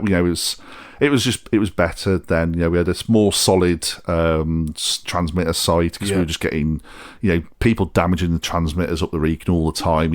People just walking up there, just going, pulling it down and that. So it was a bit harder for them to get to the top of a mast, really. So I think with like the radio, it appealed to so many different pockets of people. You had the boy racers at Tesco with the pirates blasting out of their subs. People coming home from school like myself and listening in, and I can remember like coming home from school putting Dimensions on back then, and my mum being to the side of me, and we had this like Technic stacker, and I'm like, send a little shout out to me mum, big up me mum, Diane, and she was stood beside of me, and they shouted, she was like, oh my god, you know what I mean? And it was just it was special, but like Dimensions FM had. Because I remember Dimensions FM had a group of girls. I know one of the girls actually now, and they referred to themselves as the Sex Kittens. Oh, Kirby, by any chance? No, not her. Okay. No. Big up Kirby. So, like Dimensions FM had them. Yeah. Can you remember any names of any diehard listeners of The Rush? I can remember at least... Mick from Stoke. Mick from Stoke was the star. Every time. Yeah. The Catman. Meow. Yeah. Meow. Yeah. There you go. There was a Diamond Geezer as well. And there was, obviously there was Les, Taxi Man as well. Big up Les, R.I.P. Yeah. There was just... I was trying to think of... There's someone not going to repeat as well. That Christoph and Craig... got into at the time that we refer to as some hurtful names. So okay. we won't get into that. But I mean, it's raw and uncut, but we'll leave that one out. Yeah, that's it. So, but yeah, man, it was always as well. Yeah, big up the Sundawn crew who hates the fucking what was it? The Ditherington crew, and then the Ditherington crew said they're all pussies and this and that, and then we used to just take the piss in the end. We'd just like just park up next to each other, lads, and give each other a nice little kiss, and it'll be all right. They were texting fucking we just ignore it, like, wow. And they get over it eventually. Just I remember you used to have like we did a show and we'd have people from the Dana prison texting in, going big up so and so wing, and we'd send shout outs. They'd have their little radios in the cell, and they were able to get messages across via the pirate station. There was always like big up such and such in the Dana and that, you know, and out to him, and then it was again, you know, it's that community. There was people outside who were getting in touch with people in the Dana. I don't know why they couldn't just text their phone, really, you know, to be fair, but that they obviously had on them. But there was massive listeners in the prison in Shrewsbury. Yeah, it's crazy, isn't it? Yeah. Now, with all things pirate radio, the DTI were your biggest challenge. For the listeners that don't know, the DTI stands for the Department of Trade and Industry. Yep. Basically, the police of the airwaves. That's it, yeah. I can remember, like I said, moments of having to lie low whilst on air. Now, can you recall any particular moments where you come face to face with the DTI? Never come face to face with them because we were always in the sort of, you know, lurking in the shadows. But I do remember the once I went to rig up with Craig Nash, and again it was up Red Hill. And I don't know if you know, there's obviously there's the reservoir there. There's also like a little like a crematorium there. Yeah. And I saw these lights on in the corner, like it looked like a car, and I was like, "That's a bit dodge, that is, mate." He's like, "Yeah, no, it's all right. It's in your head." I was like, "No, that's a bit dodge. Just be careful." Anyway, we were rigged up that night. Bang, put it all up and that. And then obviously, eventually, it gets raided, gets to court and stuff like that. They showed photos, and it was them. They showed photos, but they couldn't quite get our faces in the evidence. Like, so that trust your gut, I'd say. Really, if there's someone's around, someone's probably is around. To be fair, there's probably other instances as well where they're just sat in the bushes watching us do, you know, play around with 240 volts and stuff like that. You know, I can always remember like you said with Dimensions, how you were only an hour off being the one that potentially could have got busted. Yeah. I can remember DJ Wisdom. Yes. Big up Wisdom, and rest in peace Jonty as well. He was his right-hand man, Jonty, good lad. We've had a lot of falling, haven't we? We've had a lot of people that have come and gone. It's sad, man. It's sad. But yeah, I remember Wisdom. I think we were like the set, not directly after, but the one after that, and I was waiting on the phone call just to say, it's cool to come. And then I had a message off someone, and they were just like, do not go anywhere near the site. They've got Wisdom, they've took his vinyl. Am I right in saying they come with dogs and everything, like? They come heavy-handed. So eBay, because we had some cameras up around the front of the studio, and as you do. So big up Joe, Professor Joe now. Yeah. Wow, Professor Joe. Yeah, exactly. He's gone up in the world. So basically, Wisdom, this little hardcore DJ, played drum bass as well, I think, in the event. So basically, he's playing his show, and he said he just sees these like little sorts of lights. They almost look like snow or something. He's like, oh, this is weird, and that. All of a sudden, they hear bang, bang, bang, bang, bang on the studio door, and then he opened the door stupidly. Well, there's nothing else you could do, really, to be fair. And he went, freeze! And that was it. Yeah, they got him, basically. So, because I came to the magistrate courts. Did you? It was quite a good turnout, and I came to the magistrate courts when Wisdom got not sentenced, but I think he got a fine, didn't he? Yeah, he got his records back as well. He did, but his dad had to pay quite a bit of a fine to get them records back. Well, I remember. I think he play. So obviously, I didn't go because I didn't go there. Like, oh, you're the main person. Yeah. So I think he paid I don't know how much the fine was, but it didn't sound that much to me at the time. But he got his records back and that. Okay. Because I think he pleaded like he was a student, he needed them and whatever like that. And so, because I remember TJ, after I mentioned, didn't get anything. He had a shit old CDJ. Didn't get that back, and he didn't get his records back. Some copper's been rocking out on them. Yeah. we took banners to that to the magistrate courts. Did you? Midlands Rush banners, honestly. No way. Yeah, we did. Yeah. So again, like you say, an hour away or whatever like that. We heard the radio go off. I was at Nash's house at the time in Dawley, so we went out in his car and had a look. Again, police everywhere. What do we do? Fucking go! So reversed and got the fuck out of there. So that's the second time I've done that. Yeah. I've had a few close shaves, really, to be fair with it. So, as I said, running a pirate radio station is a thankless job, and you've obviously agreed with me on that. But I know I've said this to you before, but I'm going to say it. I'm going to say it on air for the listeners to hear as well. I want to thank you personally for giving me the building blocks that effectively kickstarted my career and give me the confidence to stay relevant in the scene 20 years on. So I will always thank you for that, Dubz, and never forget that, mate. So there's my cheese. Do you want the tissues, mate? You're starting to well up a bit. In my head, I was just going to go, bloody well should do. Go on, grovel now. No, that's what it's all about, though, mate. And it's helping each other out. It's providing a platform. I hope there's other people like me that are actually that do appreciate what you did. I hope there is. I don't know if you've heard that in the past off different people, but some people do, some people don't. Some people have just got a bit of a weird way around them and that. But no, I'm glad that we appreciated it and it helped you as it did. To be fair, that's what it was all about. It was basically providing us all with a voice. 100%. That's what it was. That's what we were all about, man. Yeah. So we've touched on you using the alias Dubmaster in the hardcore days, but when did you decide to leave your heart of gold and the shooting stars and join the dark side of drum and bass under the current alias J-Dubz? So I was knocking around with the lads who used to run a pirate station in Wolverhampton called District. Big up, Diversify. And I used to go and help him rig up a bit. You're laughing already, you are. I know what's coming, and I've got quite a funny story about District FM. But go on. But big up Andy. Yeah. And I used to go and help him with his station District in Wolves and that, and I'd go and pick him up because he couldn't drive at the time.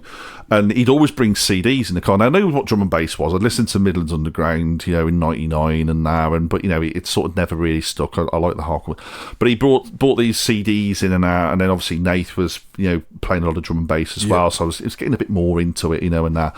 And then so Diversify basically he was putting CDs in the car and that. It was like Marcus Intellects, ST Files, Caliber, Klutz, Hospital Records, all that sort of stuff. V. Like that side of drum and bass I'd never really been exposed to, and I was loving that side. I was just like, this is really good, and that. And then I was again at the time I was still playing hardcore. I think this was going to be 2005, something like that. So I was just started playing a bit of that, basically, but being serious about it. I bought a bit of drum and bass, little, a bit of vinyl here and that. But I started, playing that a bit more and that.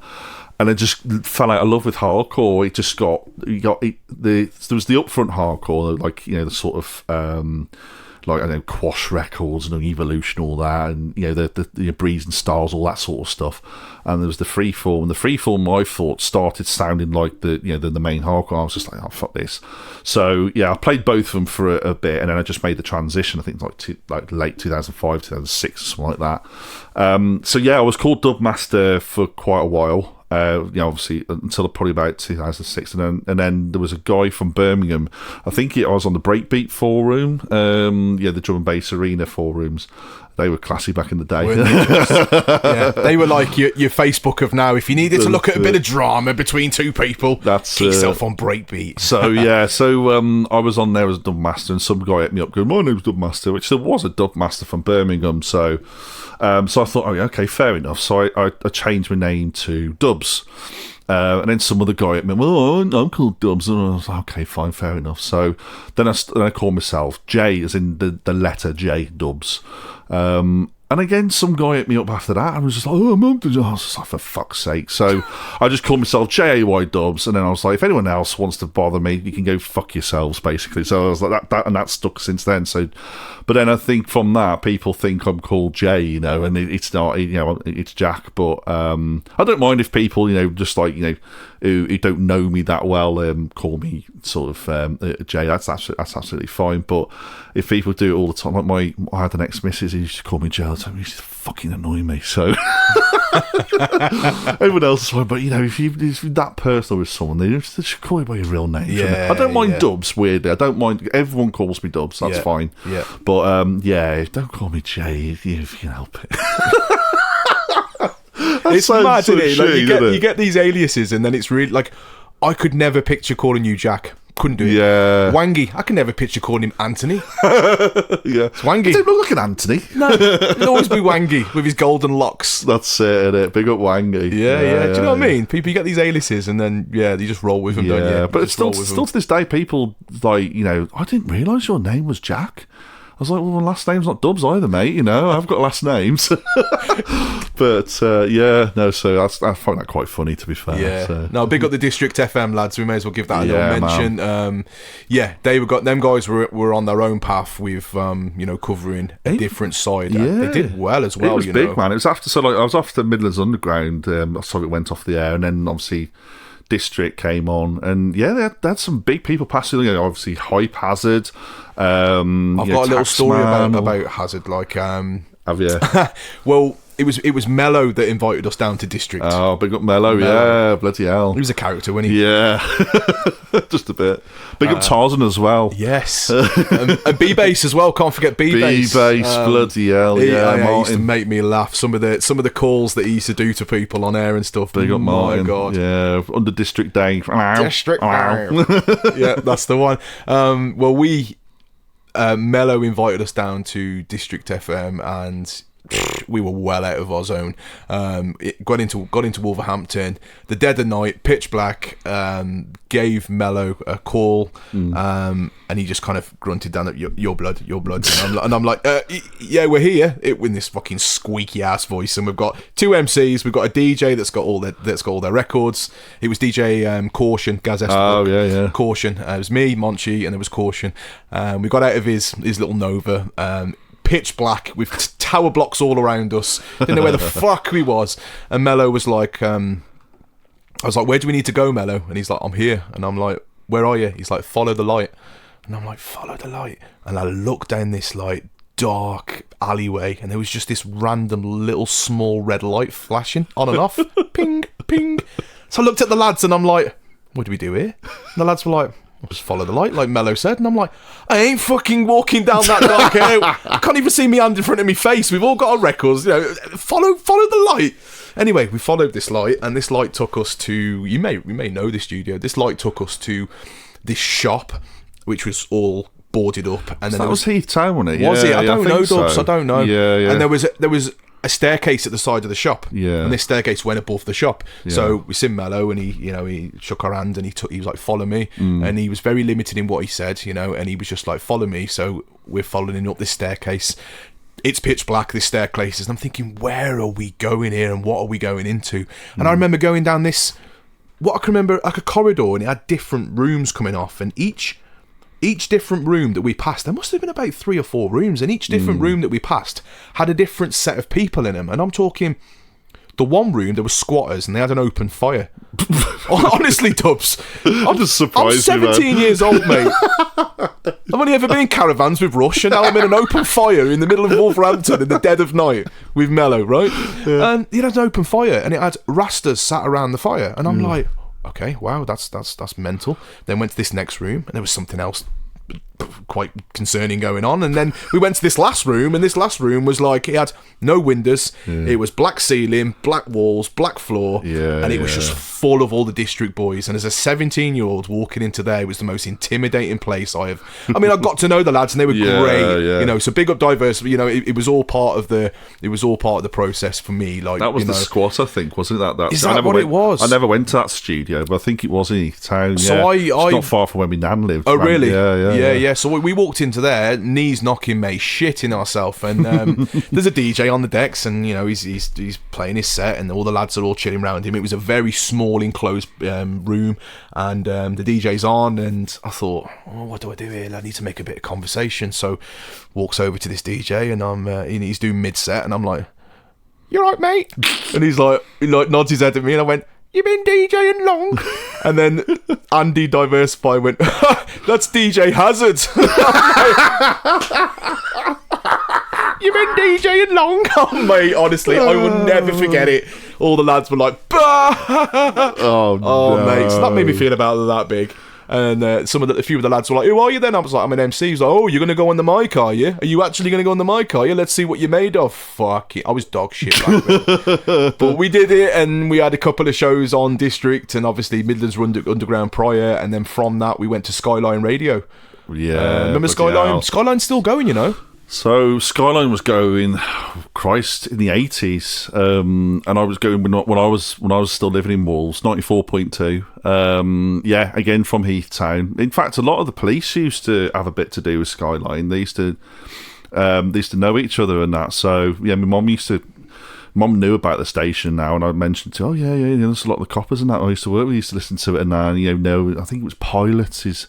His name wasn't it? The guy who ran it. I think he's dead now, bless him. But yeah, so yeah, I mean, again, let's say, Wolves has had a bit of a, it's had various parts. Had Frontline was another one as well. It was like a sort of bashment station, as you used to call them. Midlands Underground, District, yeah, Deep as well. Deep, Chrissy, yeah, to Chrissy.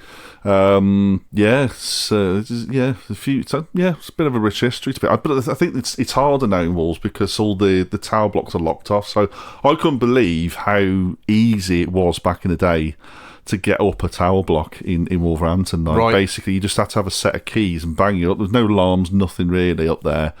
But then as some of them start to get locked off, they start to get, I think if you're a good pirate operator, you don't break anything. You basically leave everything untouched because you start breaking shit and that they're going to have you basically, or they're going to make it harder for you. So you try and make when you're doing your stuff, you try and make it nice, nice and neat and everything like that. And even though you're still using their bloody power, everything like that. So, but some of them were taking the piss at the time, just banging the doors off just to get back on. You do what you do to get the radio back on. But I think now especially the Heathtown blocks now, they're all locked off. Right. Got alarms up to shit and that, and big doors on them and that, where it was just so it was just literally like a little key that you used to just climb through, banging on the roof, man. It's crazy. I took a picture from it. It was when my nan died last year, bless her. But 2005 was helping Andy up on the block there for District, and I took a picture and showed me nan. She said, oh bloody hell, because there's a picture of her house. Hey, very mad that. Yeah, that close. Yeah. They used to do the events at the Canal Club as well. That's it. Yeah, it's not with there Device, anymore. Big up Device. Yeah. 3D mode. I never reached one of the Canal Clubs. I wish I did. Yeah, but it got locked off because I think someone turned up with a gun, didn't they? And then eventually the Wolverhampton Council were like, nah, fuck that, we're not allowing it. It's a shame really because there was a lot of shit going back then. I don't think it's as bad as it used to be. But there's a lot of talent as well, though. Yeah. Skitty. Yeah, he was. Big producer. Skitty, Knowledge SB81 now, isn't it? Yeah, he's still on Metalheads and that. There's a fair bit of talent, including me, obviously, Of course. There was Vital, TNT, lots of different names. I do recall quite a few. But yeah, they had Mickey Finn and Bassman for an Amazon Quest set as well. Yeah. We ran an advert for that. Yeah, you did. Yeah, we did. Yeah, no, it was. Wolves is just a bit dead now. I think there's various things. I think that the people are trying to revive it. I think there's the Odyssey crew. I think is it Sid? Big up Sid and all them lot. Odyssey Recordings are trying to revive it a little bit and do some bits and bobs, and I think there's another thing, Violet Night Recordings, wherever it is. But, right. Trying to do something in Wolves and that, which is good. But it's just not enough, really. But Birmingham's vibing, man. Go down the road in Birmingham, you got the Hare and Hounds. Again for Broken Minds, big up Escape, big up Joe, big up Escape, Broken Joe. That's a wicked venue, man. We need something like that in Shrewsbury. I need to go to this Hare and Hounds. I've heard so much good stuff about it. I've never actually reached, mate. I need to come. It's a big pub downstairs, and upstairs you've got like two venues basically, and it's a wicked sound system and that. It's just such a great place. No, at the Broken Minds night, it's never any. It's a bit of an older crowd as well, which is good. But there are some young younger people in there as well. It's so it's not totally OAPs all everywhere. But it's always a nice vibe as well, man. I think Dan, who does Breakthrough, Blindside, does some stuff there as well now as well. So great, some cracking venues in Brum, man. Yeah, definitely, really is. Definitely. Can you recall your first booking playing out drum and bass under the alias of Dubz? Ooh, jeez. Because I know you played at the Caddy Shack quite a few times for Wisdom and Jonty's Nights Rinsed. I'd probably say, it'd probably be something either at the Butter Market or at the Caddy Shack, potentially. That's an antique shop now, isn't it, in Whitchurch? Is it really? Yeah. Oh, mate, because Pilch had the Bass Camp sound system. That's it, lugging that up and down the stairs, mate. Them stairs were lethal, carrying them up and down. The system was shit in there, so it's obviously used to bring that down, didn't it? It used to make it sound all right then. But I think it might be the Butter Market. I mean, there was some various nights that went on in there. Big up Chappers, that's how I know Chappers. He used to run, used to be the manager of the Butter Market at the time, sort of 2008. And then, I think we used to do stuff with Traffic. So James Taylor. Yeah, big up TJ and Baz as well at the time. We used to do like a room 2 for Traffic, which was a techno night, a house night. Still going, still does it occasional things at the vaults.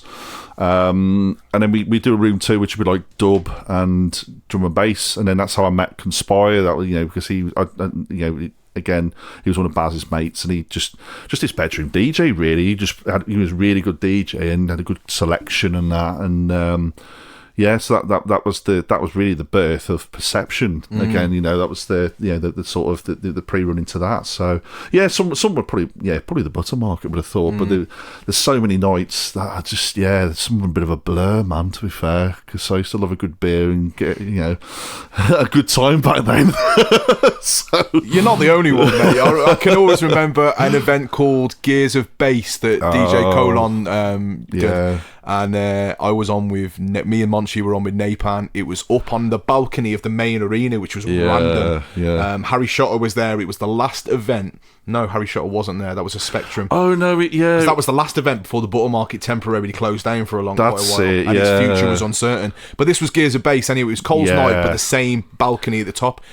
And Napan was shit faced for his set. They'd all been. So they used to be called this thing called the Trisby Fest, which I think TS. You remember TS, don't you? Big up Tom. And Hubby used to play on Dimension. Basically, it was just an all-day piss-up, basically. You'd start at 10 in the morning at the Anchor in Shrewsbury, have a breakfast with a pint, and you just go out on a piss all day. And that's what them lot had done. And I'd been at work, basically, because I couldn't come out to it. And you're right, Nath was like quadra-spazzed, basically. He was inebriated, and he played set, and all sorts of shit went on. I played that night, and then I think there was TS smashing a vinyl over his head. Nath was doing something else as well, and it was just battered, but it was a quality night. I think I played back to back with Greg, big up Greg that night, and because I was trying to get him some more gigs at the time, so he played back to back with his limited drum and bass collection. But it was a good night, man. Greg, which one's Greg?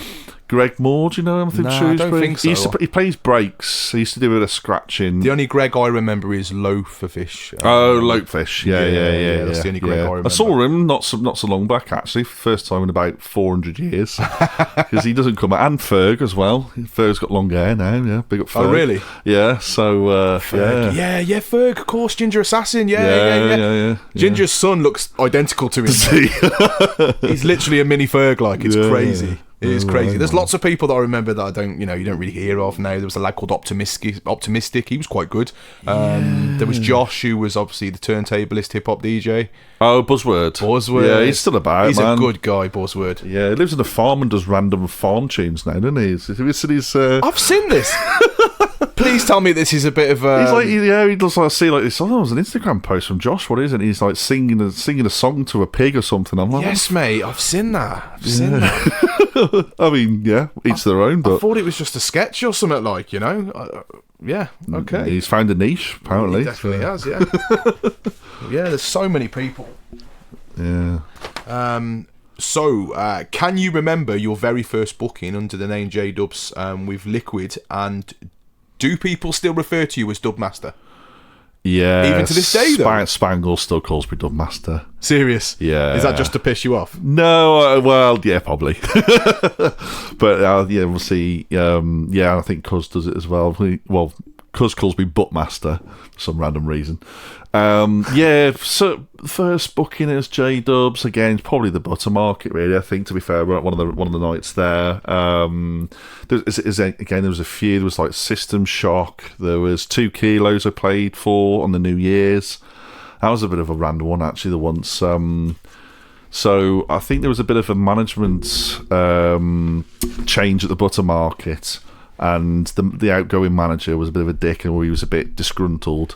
So anyway, 2 Kilos of Funk was, you know Matt Weathercop and all them, right? Yeah. Big up Matt. Mark Beasley, big up Mark.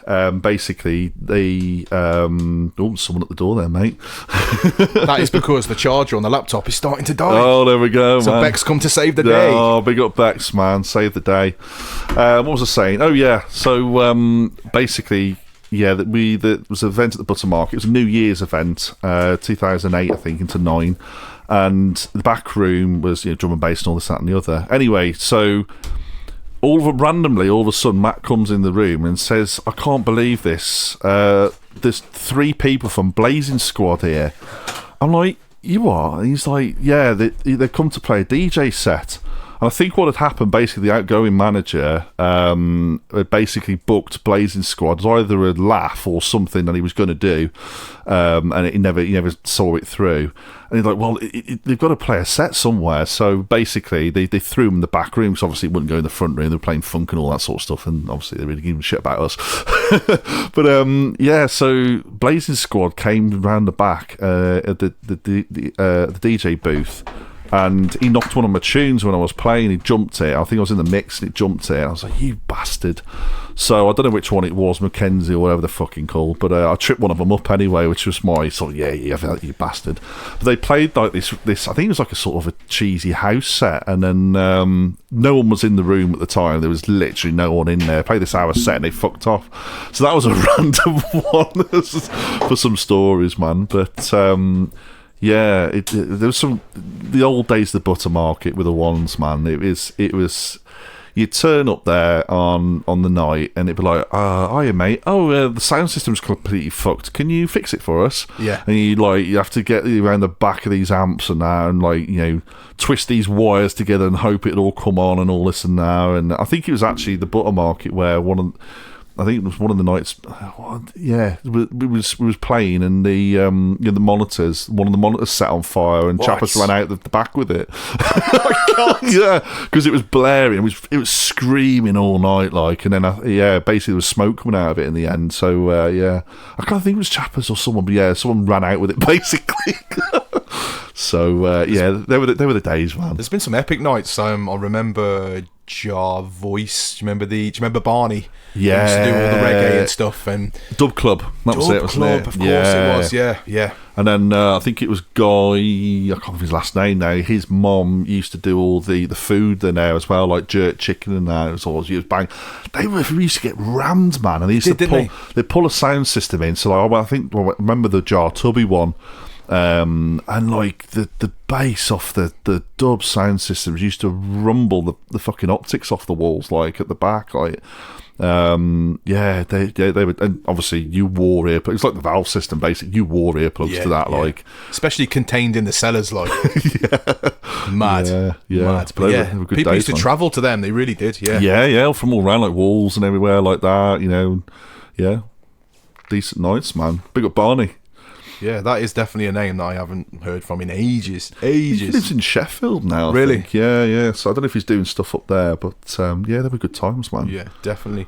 Now, being a friend of yours and being heavily involved in the scene with you, I've had the pleasure of seeing you grow from strength to strength, from appearing at other people's events to helping to run different brands of events, which have become popular, and to me, they've been stapled into the Midlands drum and bass scene. Can you tell the listeners, for those that don't know, a little bit more about your events? Ooh, so yeah, the event started. So basically, again, I do a show called the Onward Show, which then spurred into a label because I was pissed off that some music wasn't getting heard at the time, so that's why I started the label. And then that transpired into an event because I was pissed off that the music I like wasn't getting played in my local town.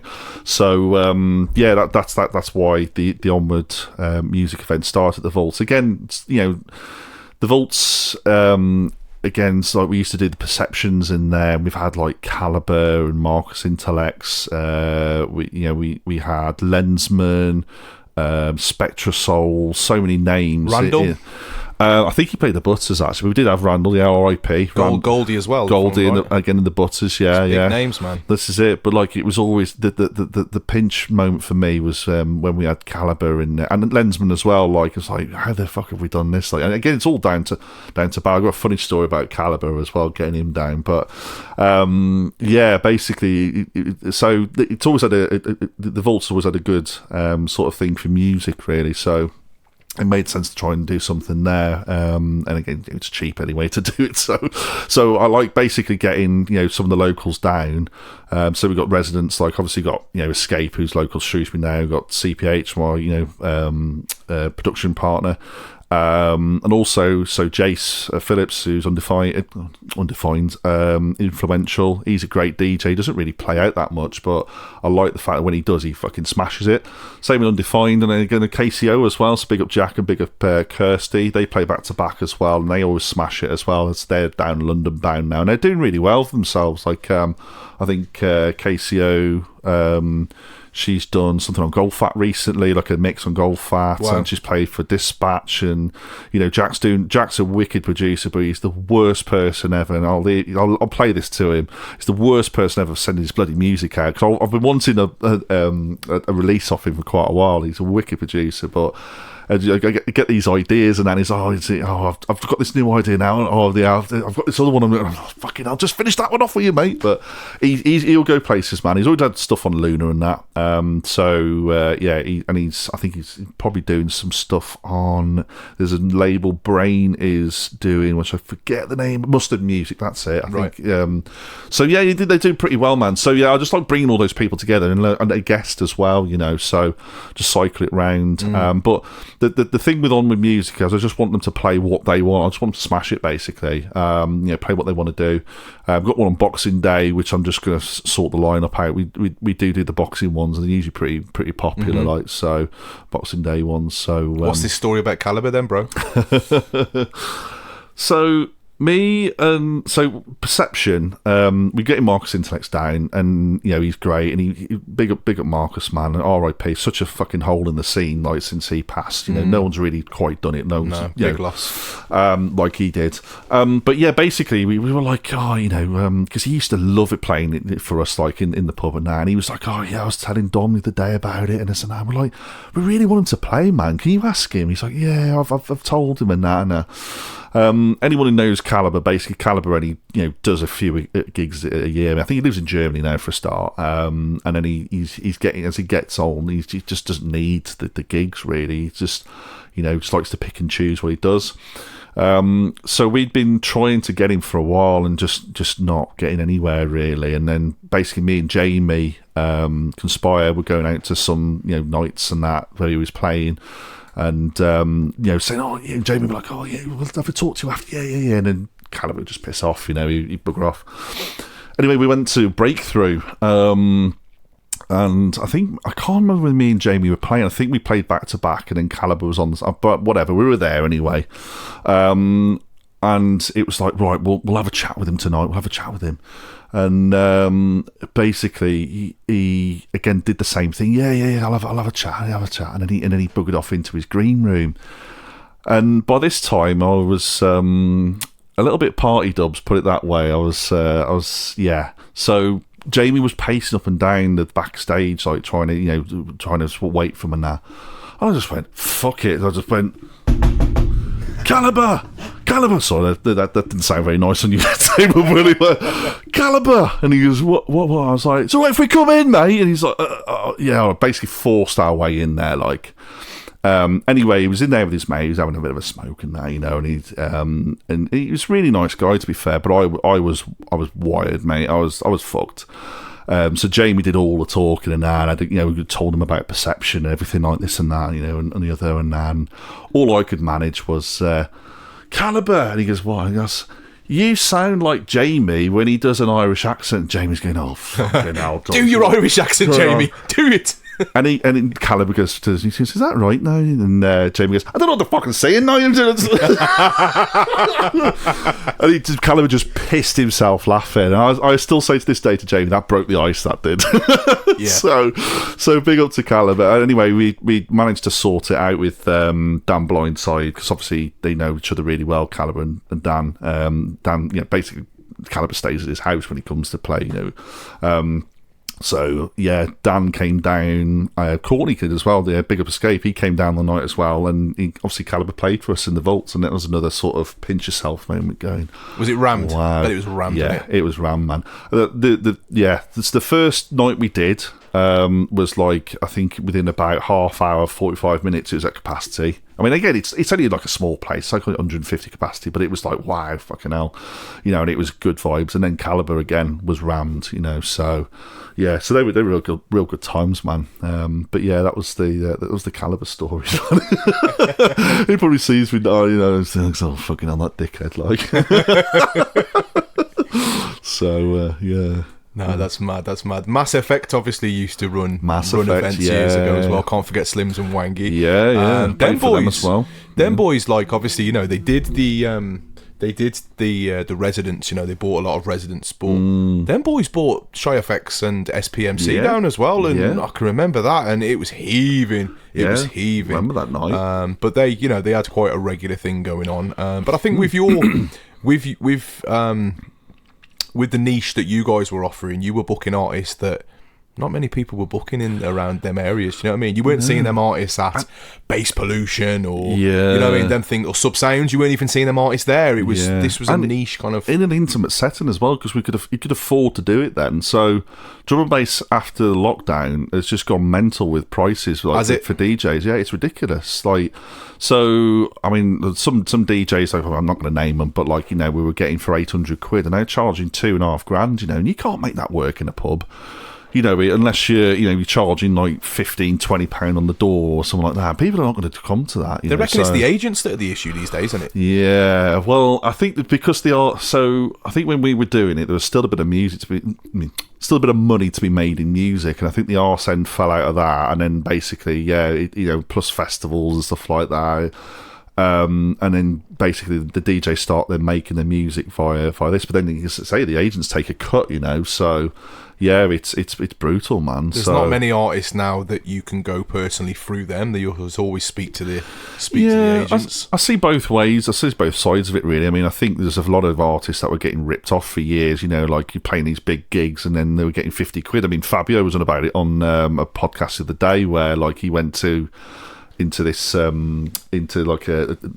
paid basically, and the guy was basically counting £50 notes to the ceiling, and then he said, can I get paid? And he just pulled one £50 note out, and there you go, mate. Wow. So for years they were getting mugged off, but I think it's gone too much the other way. It's not so much the old guard. I think a lot of the older DJs and that are still fairly decently priced and that, but I think some of these newcomers and that, people have been around for a little bit and now commanding big money. It's just like you're not worth it, man, because they're taking on like say for example Mosey or you jump up ones.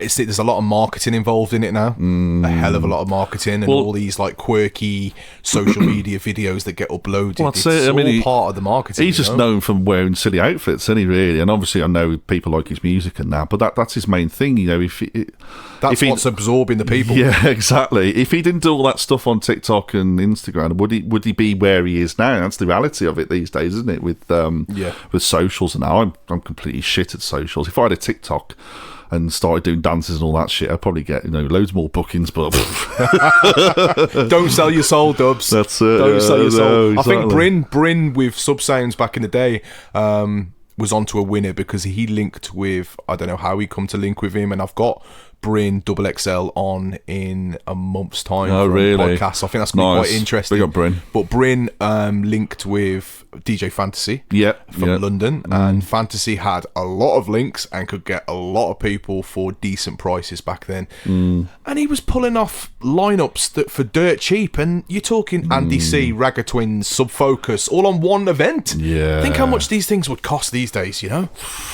Andy C, you're talking in the tens now, aren't you? You know, Friction down for next to nothing. Yeah. Even if I remember rightly, Chasing Status before they'd actually made it. They were just up and comers. He got them for like 200 quid. Yeah. Well, they were like, were they Renegade? They were Renegade Hardware and like Bingo and all that releasing on, weren't they? That's back right. then, before they really hit it big time. That's right. Yeah. So yeah, man, it's crazy. It really is. So yeah, I don't know. I've got a little story about Chasing Status. No, go on. So we were in Haverfordwest at a place called an event called Bazooka.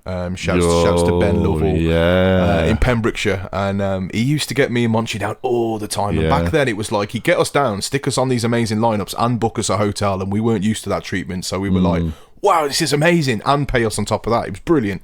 We were onto a really good thing there. We were playing events in Haverfordwest, we were playing events in Knighton, some random community centre in the middle of Knighton. That's where I first met MC Skibbity. Like, I played the one, didn't I? Do you remember? With us? You had, with you two, That's right, yeah. They were random, massive venue, but just totally random, in the middle of nowhere, you know. Well, Knighton is just crazy. And I'll come back to that one in a minute, but you tell me a story about Chasing Status. And we were due to play with Chasing Status, and then Chasing Status couldn't make the event last minute. Something that came up, so Distorted Minds took their place. Which was really cool.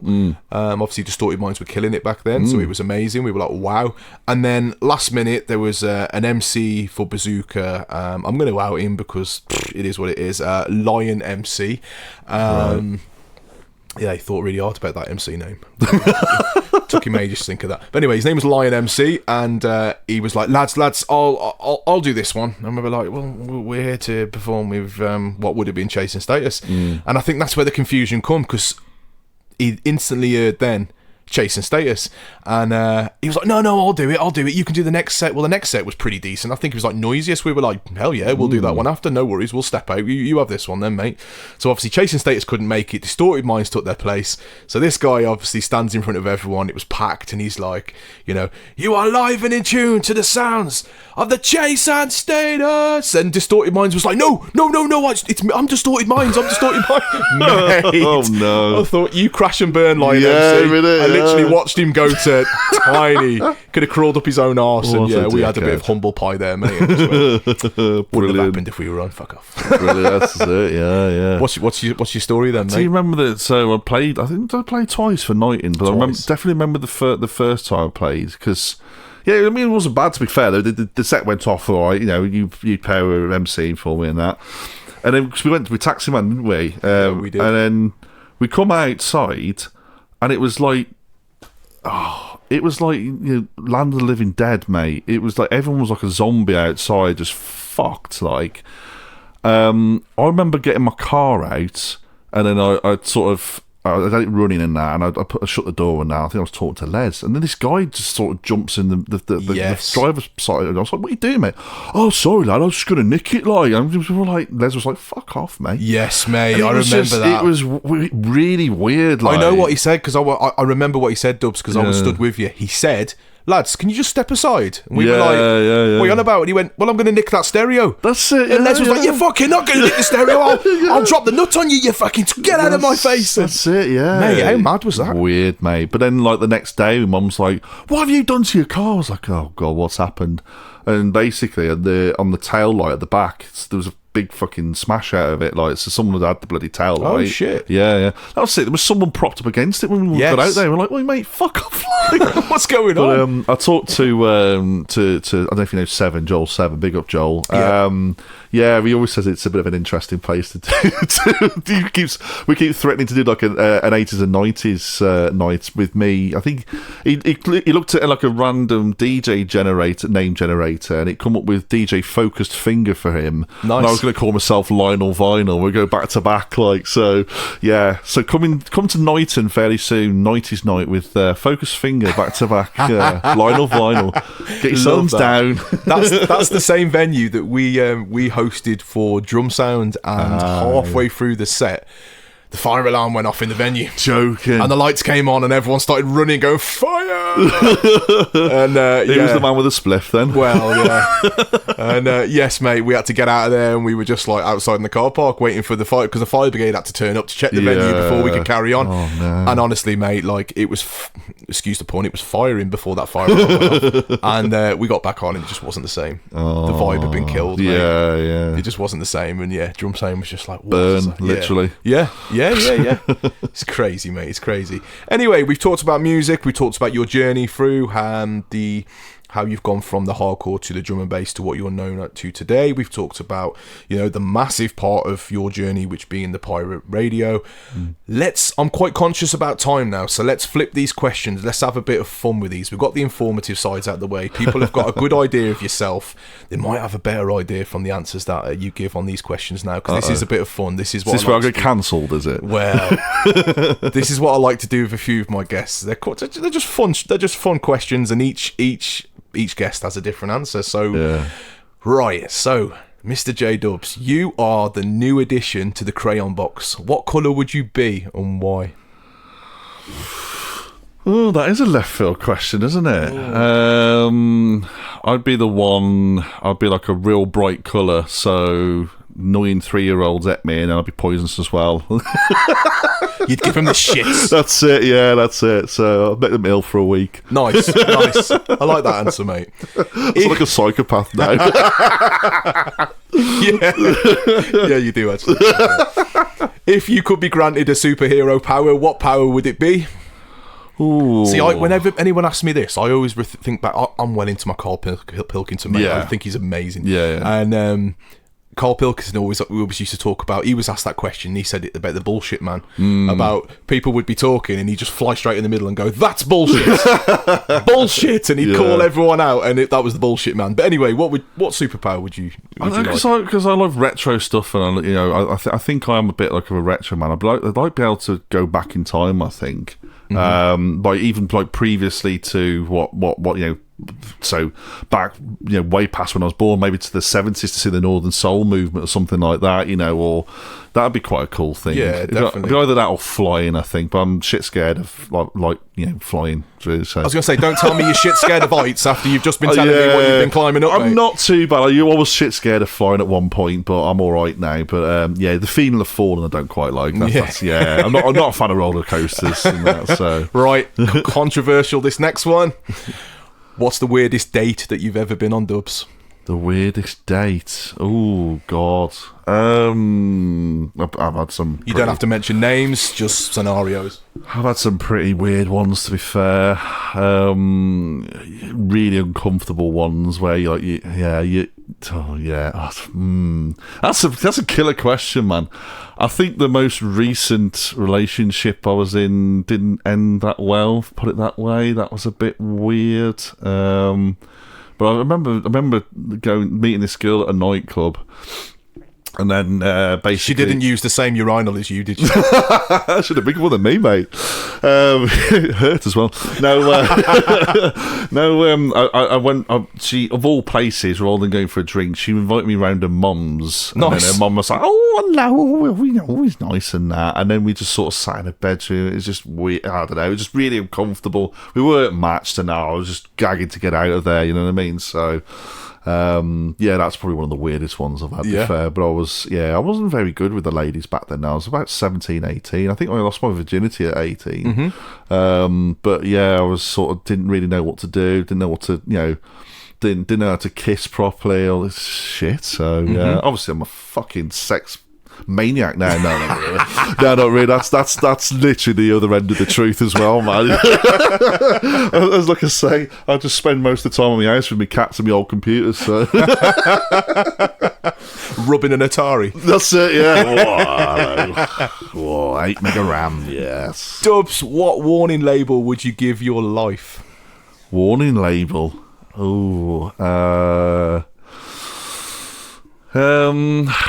I do like to say the wrong thing at the wrong time, I think, to be honest. So, yeah, it's amazing how a size 11 will actually it will fit perfectly in my mouth.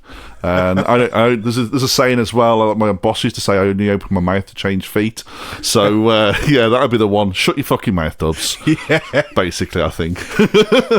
What sport do you do people like that you think is really, really pointless?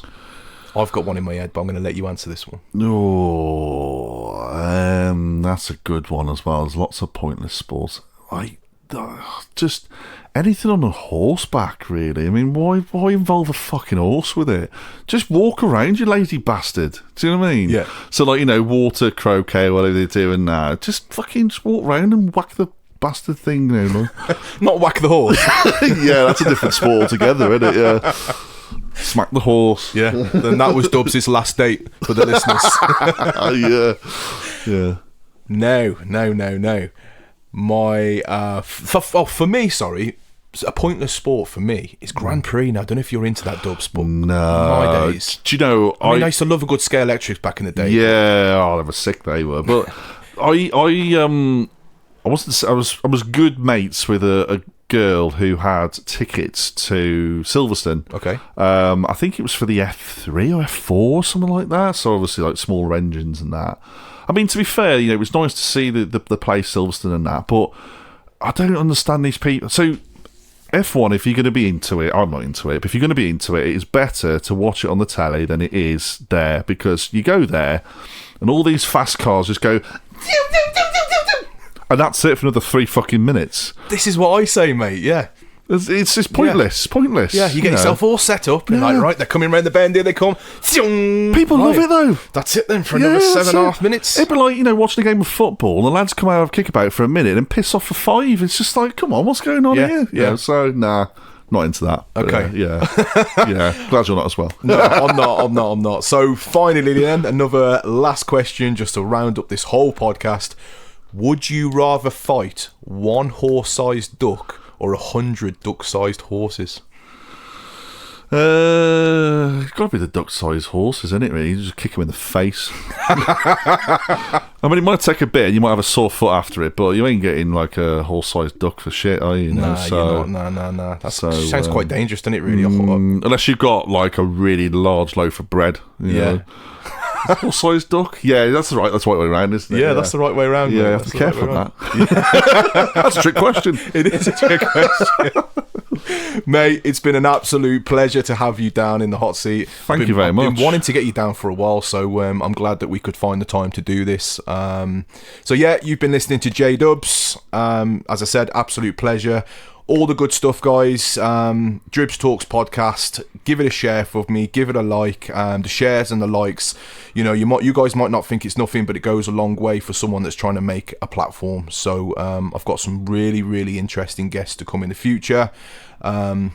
Not many as funny as what Dubz has been tonight. But, would you expect it? I'm buttering you up tonight, mate. Oh, mate. I'm buttering you up. I've even given you everyone else cow would be biscuits. disagreeing with you. Be like, what is this plonk you've had on for an hour and a half? How much have you paid him to talk tripe about you?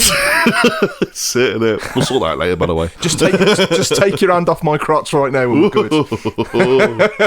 Big ups, guys. Thank you so much for listening. Ladies and gentlemen, welcome to the Dribbz Talks Podcast. We're bringing it to you real, raw and uncut.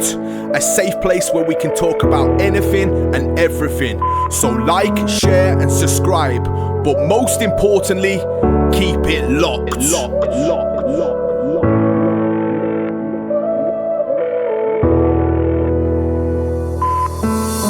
Everything's gonna be just fine. Everything's gonna be okay. Just take one step at a time. That's what the leaflets say.